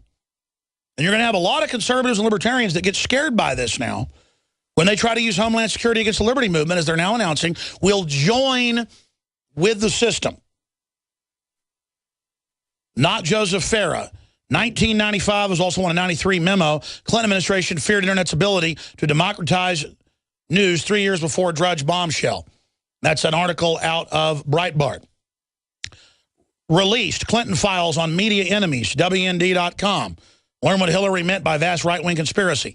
Let's move on. I already covered this days ago, so I'm going to paraphrase it, but go read the memo. It says, the new media is here. We've got to control info. We can't let the public have access, these are quotes, to free information. We've got to have the media call anyone that questions us conspiracy theorist, and any media that's not the Washington Post or New York Times is a conspiracy theory. Conspiracy theory, Monica Lewinsky. Conspiracy theory that they shipped guns into Mexico to blame the Second Amendment. All confirmed. Conspiracy theory they stood down in Benghazi. Confirmed. And who is enemy number one in here? Joseph Farah, Western Journalism Center. They founded WorldNetDaily that year, 1995-96. And they go back to talking about him in 93 and how they were exposing the Vince Foster thing and other things and how they had to be targeted. So this shows the power of the real media. Now what must they be doing? And he'll be in studio with us next week to talk more about this because he's coming to town for filmmaking in a separate film. But Joseph Farah, who literally has gone through everything, the audits, the harassment, the death threats, the drone over his house in the Virginia countryside, the all sorts of dirty tricks, that's how you know somebody's real. And I'm not lionizing him, just understand he's real. And he said before, he said, oh, vote for, anybody but McCain or Obama, none of the above. He wrote a best-selling book about it. He said, I was wrong during the election. He said, if Obama gets in, they're coming after everyone. Now they're announcing, if you're a libertarian, you're a terrorist. If you're a veteran, you're a terrorist. And they've got mainline conservatives agreeing with it now because they've been told the hammer's dropping. You better get with the right side. If we stand against them, they implode. I'm going to give you the floor here, so don't pause or I'll perseverate. Joseph Farah, WND.com. We've got to all stick together or hang separate. As you've been saying, as I've been saying, what the controlled left is good at. But when people fully flip to Benedict Arnold, we have no other choice but defend ourselves like I did last hour, which I hated doing, folks. It's really sad to see this, and I'm not going to get into it with you, but break down what these memos mean, how big a deal it is, and where we're going from here and what your gut tells you, Joseph Farah. Well, I hate to interrupt you, Alex, because I never got a build-up like that from anybody, so I appreciate it very much. But, one of the interesting things about this report, this communication stream of conspiracy commerce that you were referencing, it illustrates how, you've outlined the problem we're facing right now beautifully. I mean, they are coming after us. They are intending to dismantle the communications systems that we've used so effectively over the years. But the interesting thing is that going back into the Clinton administration days and this report that you referenced, they were doing this, Alex, before there was a Drudge, before there was a WorldNetDaily, before there was InfoWars. We were working in newsletters back then, okay, printed newsletters, and we had the Clinton administration so upset and so worried because the Internet had just been invented. Maybe there were 1 million people total around the world on the Internet back then, and they were already panicked. Hillary Clinton was already talking about the fact that, oh my gosh, there are no gatekeepers. That's the term she used. There are no gatekeepers on the Internet, and that's what they want. Okay, that's who the big media are. And by the way, just to interrupt, if you're a new listener, this is not our opinion or a conspiracy theory like Hillary puts in your mind, just a denial button people can push. They release this on the Clinton official presidential library website. Yeah, by the way, they released only part of it. I'm on my desk as I'm talking to you right now. I have a 331-page report. Wait a minute, you got the secret one? They only released 30 pages. Oh yeah, no, I have the whole thing. In fact, we're trying to figure out how to republish it. The problem with that is there are so many news articles and things like that in this report. We got to go and get reprint permission. I think it's fair use because it's a government document that's attacking free speech. Yeah, tell my lawyers. Give it to me. I'll publish it right now. Alex, you know how it is. I mean, yeah. The laws are there to protect some people, not all the people. And, if I do something and you do something that Media Matters does, suddenly there's a new standard in well, yeah, they show exhibits of news articles they want shut down. The answer is black out 90% of each news article and then release it. That should satisfy the lawyers. Exactly. So, the point I'm trying to make here is that they knew what the Internet meant for them. And they were conspiring like the Soviet Union to kill it in its crib. That's right. To give you another illustration, we founded WorldNetDaily in 1997, May of 1997. At that time, MSNBC.com was far and away the biggest website of any kind in the world. Okay, and I remember looking at that, and I remember saying to myself and my wife, I didn't tell anybody publicly, but I said, we're gonna pass those guys someday. And within a couple of years, if that, MSNBC imploded, and rightfully so because of the direction they took, which was, forget about reporting the news.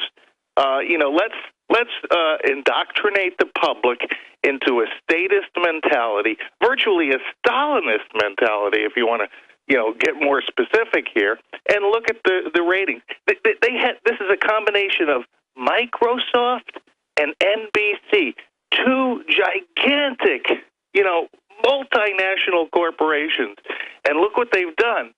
They start with the #1 website in the world, and look at where they've gone now. They're down hundreds and hundreds of positions over that time. So, what you're saying is exactly right, but I want people to understand, this has been going on for a long time. And by the way, when we first started WND, I realized, oh my gosh, these people are coming after us, right? But we're still here. What is it? 17 years. But later. Do you agree now that the ultimate counterattack, like we're the Battle of the Bulge, we're the Allies, and the Nazis are about to launch their main assault? Oh yeah. We haven't seen anything like this before. I mean, the forces are converging on us in such a symmetrical and pattern. They've been planning this, and we've fought them back. There's been setbacks in their plans over the years, but they never give up. That's the thing about the left. The Stalinist left is they're in this for the long haul, and you might win a battle here and there, but they just keep coming, and that's what we got to be prepared for all the time. We got to continue that way too. We have to unite. Harry Reid said something I thought with regard to this Bundy situation in Las Vegas that was very revealing yesterday. I don't know if you caught it. He said, what we need to go up against this little, rancher in Nevada is we need a united front. You know that terminology, right, Alex? Absolutely. They're unified in their will to take over this country. That's why I've tried to be unified as well. But what do you do when our supposed own allies turn against us? Yeah, but I'd like all your listeners to do right now is go Google the term United Front and see what that means. It's communist. Those are code words. Okay, he's telling the goose-stepping, troops out there that this is a battle that we have to win against Cliven Bundy. And the key was that New York Times article where they labeled him unfairly, unjustly as a racist, took his words out of context, because that's how they get us. Okay, that's how they make sure Sean Hannity and Glenn Beck are not going to support Cliven Bundy. That's right. They're not going to oppose it when they steamroll over liberty proponents like Cliven Bundy. And that's how all hell breaks loose. And by the way, I want to just back you up. Let's put up the definition of the United Front. That's a V.I. Lenin coined term used by the Bolsheviks in 1917, 1918. We'll put it back on screen for TV viewers. Yeah, it's not a coincidence. He didn't pull that term out of thin air. That has to be ingrained in you. I used to be one of them. I used to be, young kid, but a commie. I knew all of this terminology. I knew what this was about. And, it helps to have that kind of historical perspective when we look at what's going on today. Meanwhile, it's a bunch of rich insiders using communism as a way to enslave us while they exempt themselves from all the taxes. But people are pointing out how Harry Reid's getting so rich off of all the different things he's running. And so what you're saying is a lot of these so-called conservatives get intimidated by what they see happening, and then they let the left dictate things to them. I think that's part of it. But also, I think it's the fact that they know that there's going to be staged events in this country, like Oklahoma City, that are going to be blamed on the liberty movement. And we just have to be ready for that. I mean, these people are not going to stop. We have to expose Joseph Farah just how evil they are so that when they do stuff, people understand that this is a criminal group. And I was ignorant until just the last 7-8 years myself. I thought it was more of a corruption and a corporate New World Order and the rest of it. But now I really realize the left, socialist, communist, are the core of the political ideology that dominates this. And there may be big banks and things funding it because they'll politically take over. But at the end of the day, my enemy really is the grassroots collectivist that hates my guts. Yeah, and don't, you're still absolutely right about the New World Order and all those things as well. That's a reality, and ultimately that's their goal. But they try to put it in terms that appeal to the average person. So they attack racism. Do you think they really care about that Cliven Bundy's a racist? I mean, would it be news if he were?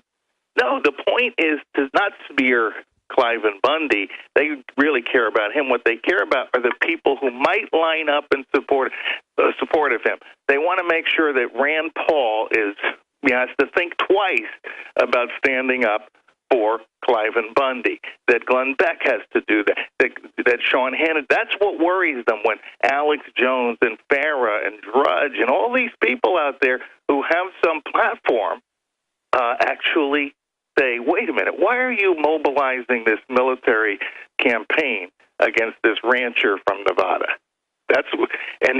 And so what they do is, if there's 1 degree of separation between you and Cliven Bundy, Sunday, you're on the defensive about standing up and saying, hey, what are you guys doing with 200 armed troops in the middle of nowhere? Well, let's expand on that. We have the full video at Infowars.com. Unedited video shows Bundy making pro-black, pro-Mexican comments and basically saying what I knew he was going to say when I called him yesterday, that no, they left one form of slavery for another. But he was saying it sarcastically to get people to talk about it because he's a straight shooter, and then they spin the whole deal. And again, as if the only thing that matters, even if he was a, quote, racist, they want to paint all property rights or anybody standing up against Tiananmen Square-style oppression as a racist. Why don't we just say the tank man from Tiananmen Square? Just say, I heard he was a racist, so let's run him over with a tank. Exactly. That is, in essence, what they are saying. A perfect analogy. And we have to realize, wait a minute, we're being manipulated here. But they're trying to take the focus off of what the government is doing to this guy as if they were going after him because he was a racist. I mean, come on. But so what they want to do is they want to plant this seed of doubt. Wait a minute, should I really be getting involved with this? That's what Harry Reid wants. They want to set the Overton window. They want to set the parameters of debate where only what MSNBC says or CNN says with White House talking points is the acceptable political discussion. They want to demonize him ahead of going after him and then stamp everyone else with the Cliven Bundy seal when they go after the next person. The reason it's such a big deal, though, these 95 Clinton memos, is that it shows the authoritarian nature of how they wanted to shut you guys down and not let you be known, that they were so threatened by not controlling everything. I mean, this sounds like something the Soviets would come up with. Yeah, it really was, and it continues today. The only difference is that from back then, we got this paper trail, we don't have the paper trail yet. That's what they're trying to hide, for instance, with the abuse of the IRS, which is something really extraordinary now. And it's funny to me because at this point, the media sort of backed off this thing, even though there's been this email chain that's been leaked out in the congressional investigation, which virtually is the paper trail that shows, wait a minute, this wasn't just some rogue agents, in Cincinnati who were doing this. This was coming from the top. And we've got more on that on WND today. But, sometimes you have to bring this home, personalize it a little bit. Do you know who Gary Aldrich is? Yes. Okay, you know what? He's the head of the Patrick Henry Center, been around for a long time. He's a former FBI agent in the White House. He's the guy that saw them with crack pipes and Mao and Lenin on the Christmas tree. I've interviewed him. That's right. And he's got the Patrick Henry Center for Individual Freedom, been operating for like 15 years or something. They took his tax-exempt status away. And listen to the rationale here that the IRS says this is the reason. repeated statements supporting or opposing various candidates by expressing its opinion of the respective candidate's character and qualifications. Now, here's a 501c3 organization. By the way, the specifics they cite was a 2004 column by Gary Aldrich that was unflattering toward John Kerry, and another one, a fundraising letter where he criticized Hillary in 2005. Which, for those that don't know, folks, with this tax exemption, they buy off speech, saying you can't ever have a view. You can't have a anti-abortion group that criticizes a pro-abortion politician. That's asinine. And so the answer is people need to support liberty organizations. We don't take your money at gunpoint like MSNBC with stimulus money or NPR. We don't take it like Obama does and use it against you. We need you to buy our books, our videos, our products to literally fund us while we're under hellish attack. It really comes down to that, folks. We are the tip of the spear. WorldNetDaily, InfoWars, Drudge. Let's list some other people. Patrick Henry Center. Who are some of the others people should support, Joseph? Well, the Western Journalism Center, which I found that, way back before WND is still around under new leadership. Floyd Brown, who, by the way, you'll find his fingerprints all over this communication stream of conspiracy commerce, too, because of the things he was doing back then. And what was it? What were we doing back then? We were trying to find out the truth about the corruption in federal government and the Clinton administration. That was our sin. That was what, put us in the spotlight. That's what put us under the microscope. You'd run some of the biggest newspapers in the country, and how dare you try to bring back old-fashioned journalism? Exactly. No, they say in there, oh my gosh, he's investigating Vince Foster. They should be an FBI investigation of this memo. It looks like a criminal racketeering meeting. The federal government itself conducted 3 investigations of Vincent Foster as a result of what we had raised. Now, I don't think they ever got to the bottom of it, but the point is, if there wasn't anything worth investigating, why did they have 3 separate investigations of his death? So, it's absolutely crazy. History is repeating itself right now. The advantage to being as old as I am is there's nothing new under the sun. We just keep seeing the same tactics wheeled out time and time again. I know you got to go, but I want to do 3 minutes on the other side because I've got one big question for you, and I'm going to ask it now, Joseph Farah. We're going to go to break, and I want you to come back and answer it. Sure. Myself, you, people that have been in this a long time, you longer than I, we get so used to the evil, we almost become acclimated, staring into the abyss, as Nietzsche said. The danger is not realizing how epic what you've done is, or what Drudge has done, how epic what InfoWars has done, and that we really are the only ones standing up against this pure evil. This is David against Goliath, and people need to energize us.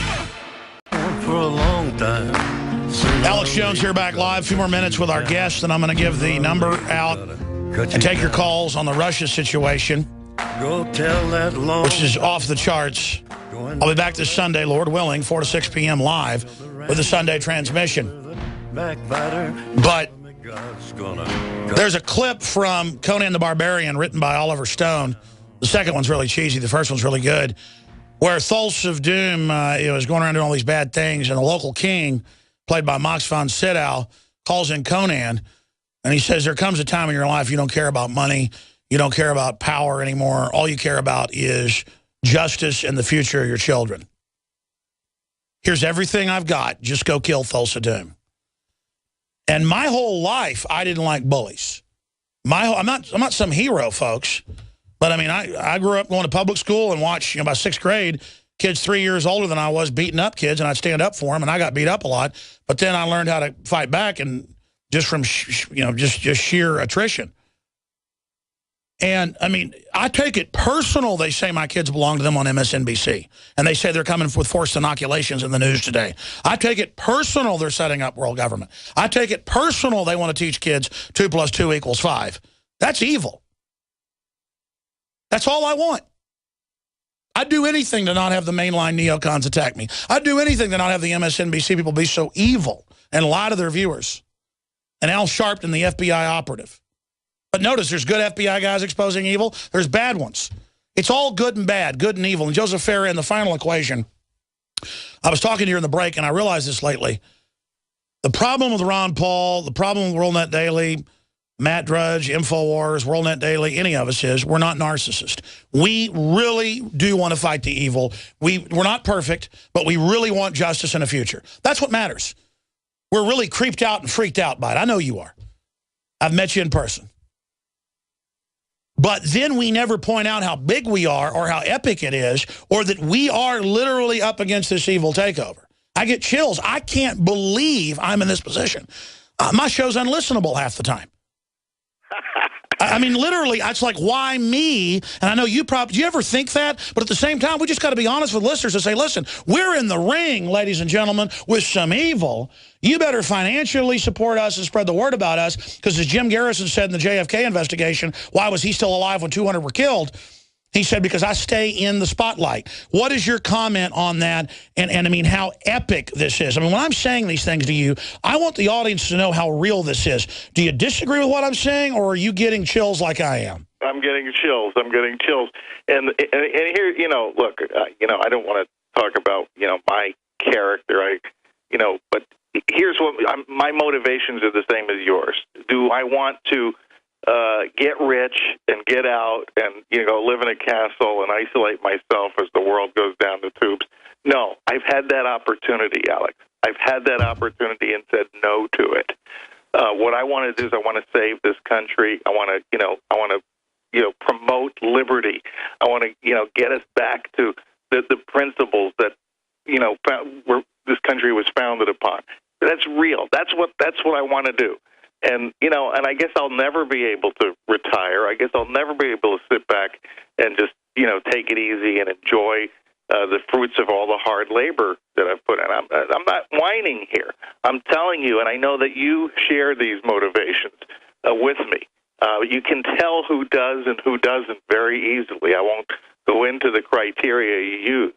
But, look, why do I come on the air and stand up for Gary Aldrich, who right now, it looks to me like conservatives out there are running as far away from this guy because he lost his tax exempt. Or Dinesh D'Souza, you stood. None of them stand up for D'Souza. It's the same thing. They want to pick us off one at a time, Alex. That's the way they operate. That's the way the Stalinist left operates. That's why they use the IRS to go after people, the most feared agency, the Gestapo. Everyone should stand up and say, try to audit me, instead of like we're gazelles and a lion just grabbed Gary Aldrich, so we just let him eat him. Right. I mean, I've known Gary Aldrich a long time. He's not like a, buddy I go out to dinner with, but when I see him under attack, I say, well, that could just as easily be me. And that could just as easily be, Alex Jones or Matt Drudge. Or if they want to get you, they can get you. And that's what they know, and that we need to understand. And what we want to do is we want to level the playing field. They talk about equality. That's what we want. We want to be treated the same, equally, not to have different standards for left-wingers and right-wingers. And if we collapse in fear now, which you've not done and others haven't done, they get everybody. Don't folks get, when you give in to evil and bullies and tyrants, then they get everyone? You get prosperity by standing against them. A nation of sheep will be ruled by wolves. Thomas Jefferson, I can't wait to have you in studio next week. Joseph Farah, final mini question. I know you got another meeting to go to. What does your gut tell you? My gut tells me, and also the political evidence shows, if they were scared of you 20 years ago, and now look what we've done, it's a battle. We're holding them back on so many fronts. We're getting ready to beat them, not by tyranny, but by sheer cultural truth. We have our own cultural revolution against their Maoist one. They know we're beating them. That's why they're coming in with the Empire Strikes Back endgame. So we've got to have maximum courage, maximum honor, and let the audience know, like the Alamo falling, that defeat became the big victory for Texas. Just like a lot of defeats for George Washington became victories because they persevered. We've got to have folks ready to know that we're in the game big time, and we're starting to win. That's why they're doing this. Do you agree with that statement? Totally agree. Couldn't agree more. And, Alex, for a long time, when I started WorldNetDaily, years, I thought to myself, I wonder why nobody else is doing this. I wonder why nobody else has seen, hey, we're having a modest degree of success here. Why isn't anybody joining the fray? Finally, after, many years, there have been InfoWars and the Breitbarts and the Daily Callers, Glenn Beck, now we have some other folks out there joining us, and we got to make sure that we don't split hairs with them. The other side wants to have a united front. Where's our united front? I totally agree. We talk about this every time on the phone or on air, and Savage is doing that. Good for him. I mean, the attacks, and I'm not going to bring it up, it's just Beck saying that, quote, I want a violent revolution and a civil war when I say the opposite, that I'm a racist covering up for Bundy. Maybe you're right. Maybe he's just doing it out of fear, but it doesn't matter. I'm being thrown under the bus here, and it's very creepy, and I'm just glad that you're an honorable person, Joseph Farah. Look forward to seeing you next week, and I'm glad you're not a coward. All right, man. God bless. Thank you. There goes Joseph Farah of WND.com.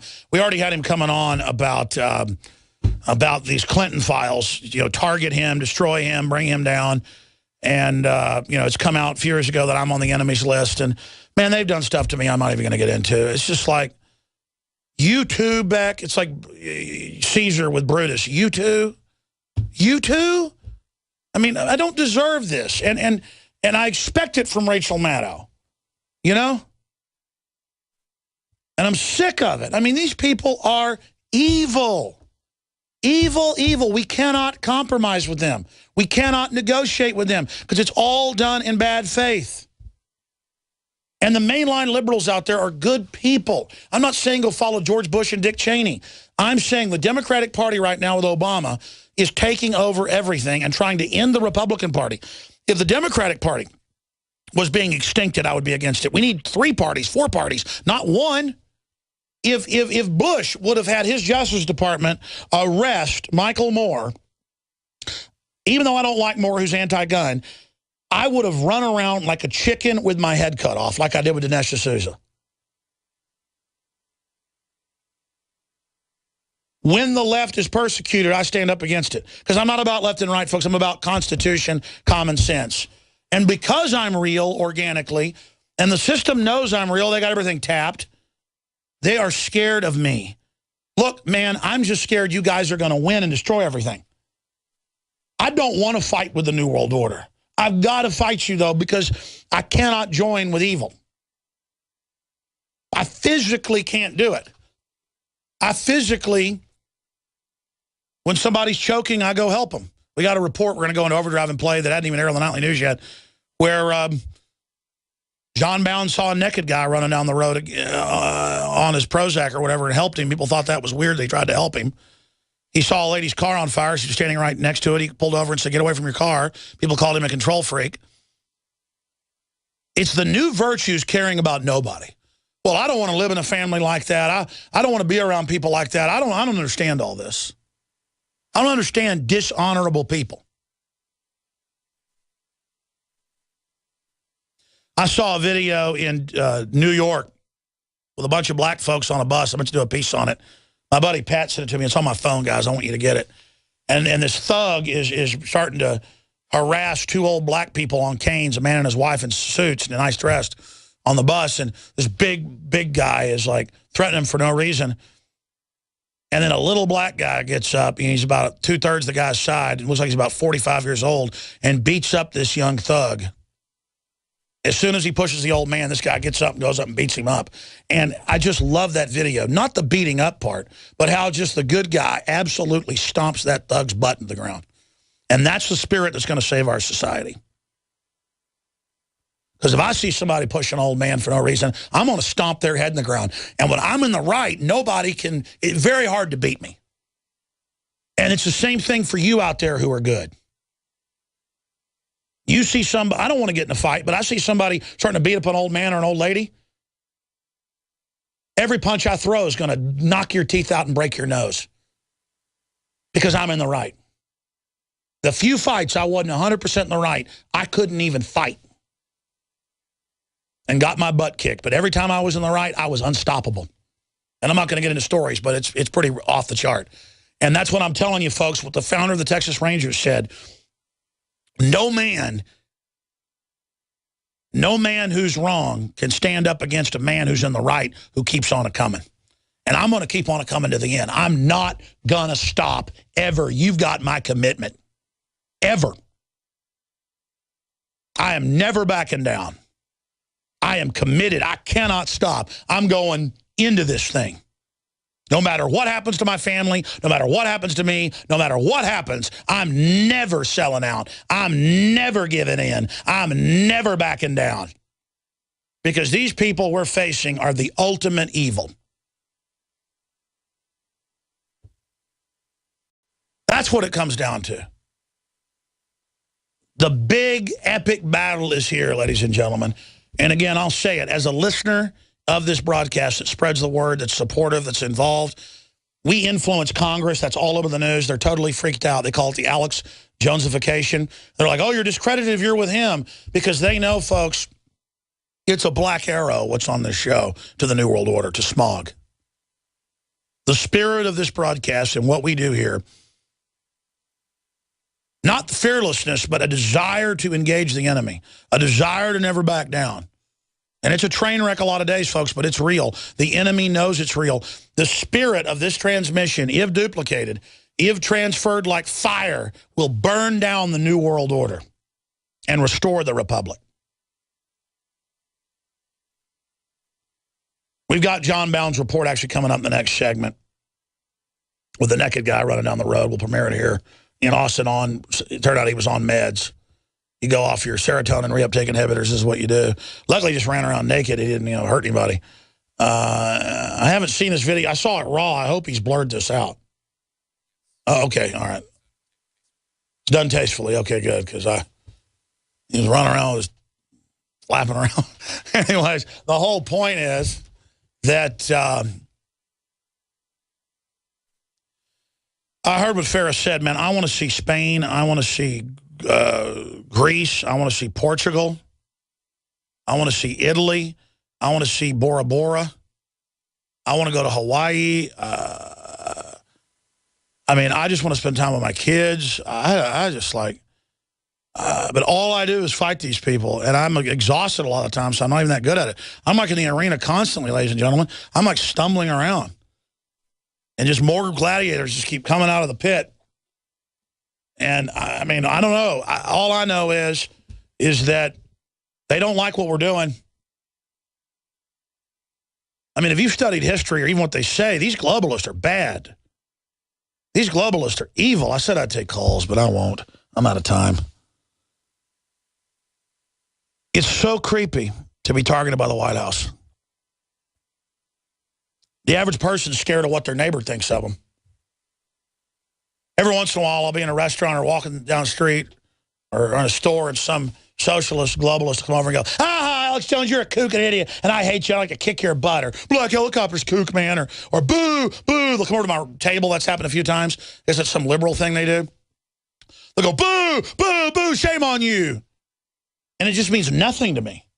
I was over to Buddy's once at his local community pool hot tub, and these trendies come over and they go, Alex Jones, I think you're a disgrace and a kook. And they all start going, ah, ah, ah, ah. It was a couple months ago. Weldon was there. He was over there with me.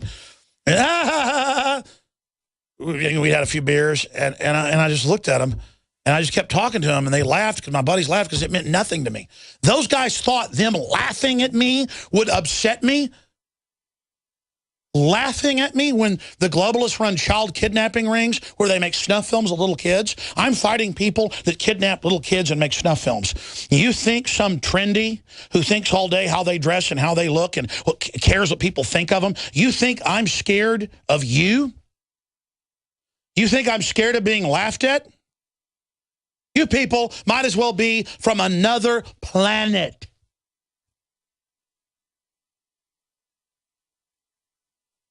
The New World Order could put a gun to my head and say, join us or die. And I'd say, go ahead and pull that trigger. I will join the New World Order when hell freezes over solid from the top to bottom, end to end. When pigs fly.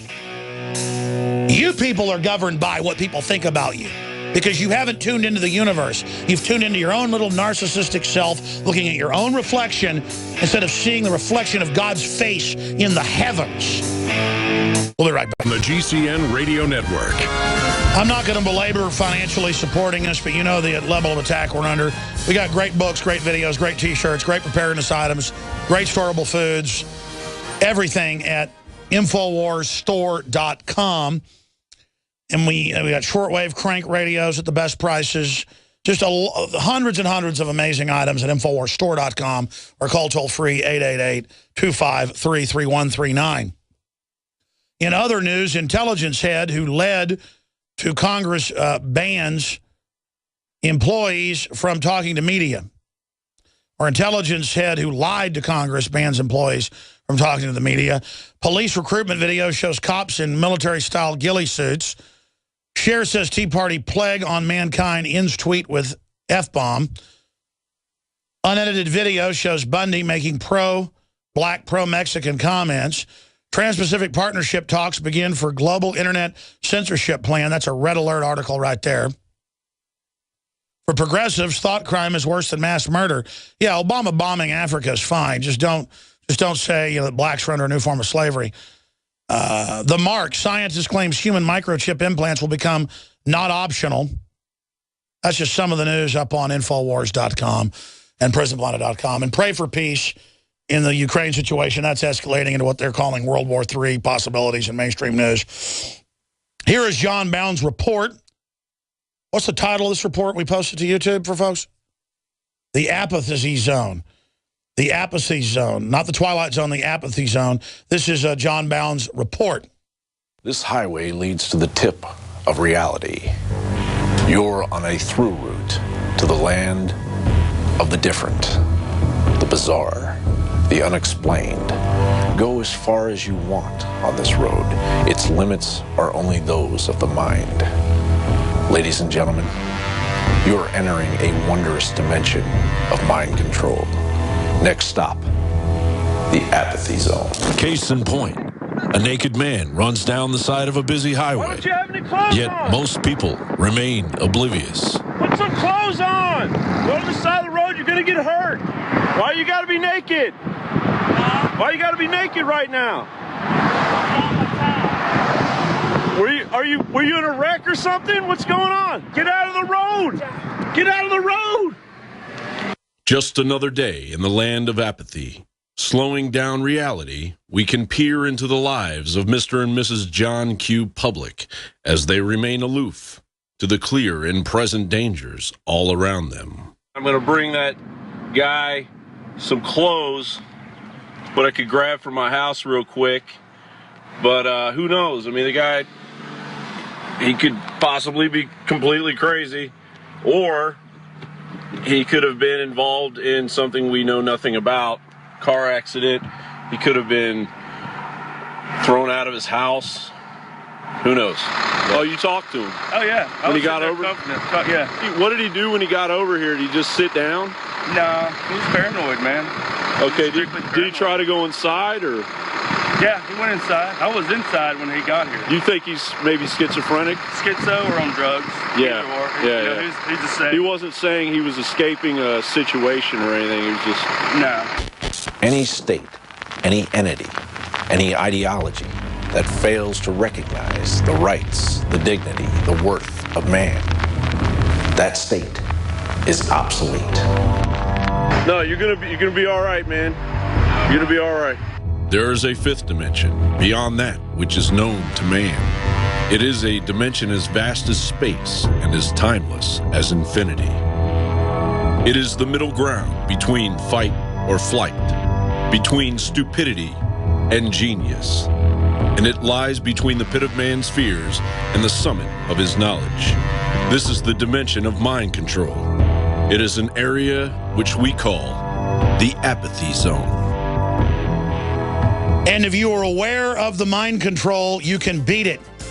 It's the only way. 7 o'clock tonight, InfoWars Nightly News. We'll post that video up on Infowars.com. It's not up yet. It'll be up there in the next hour if you want to see the mind control zone. All right. Great job, crew.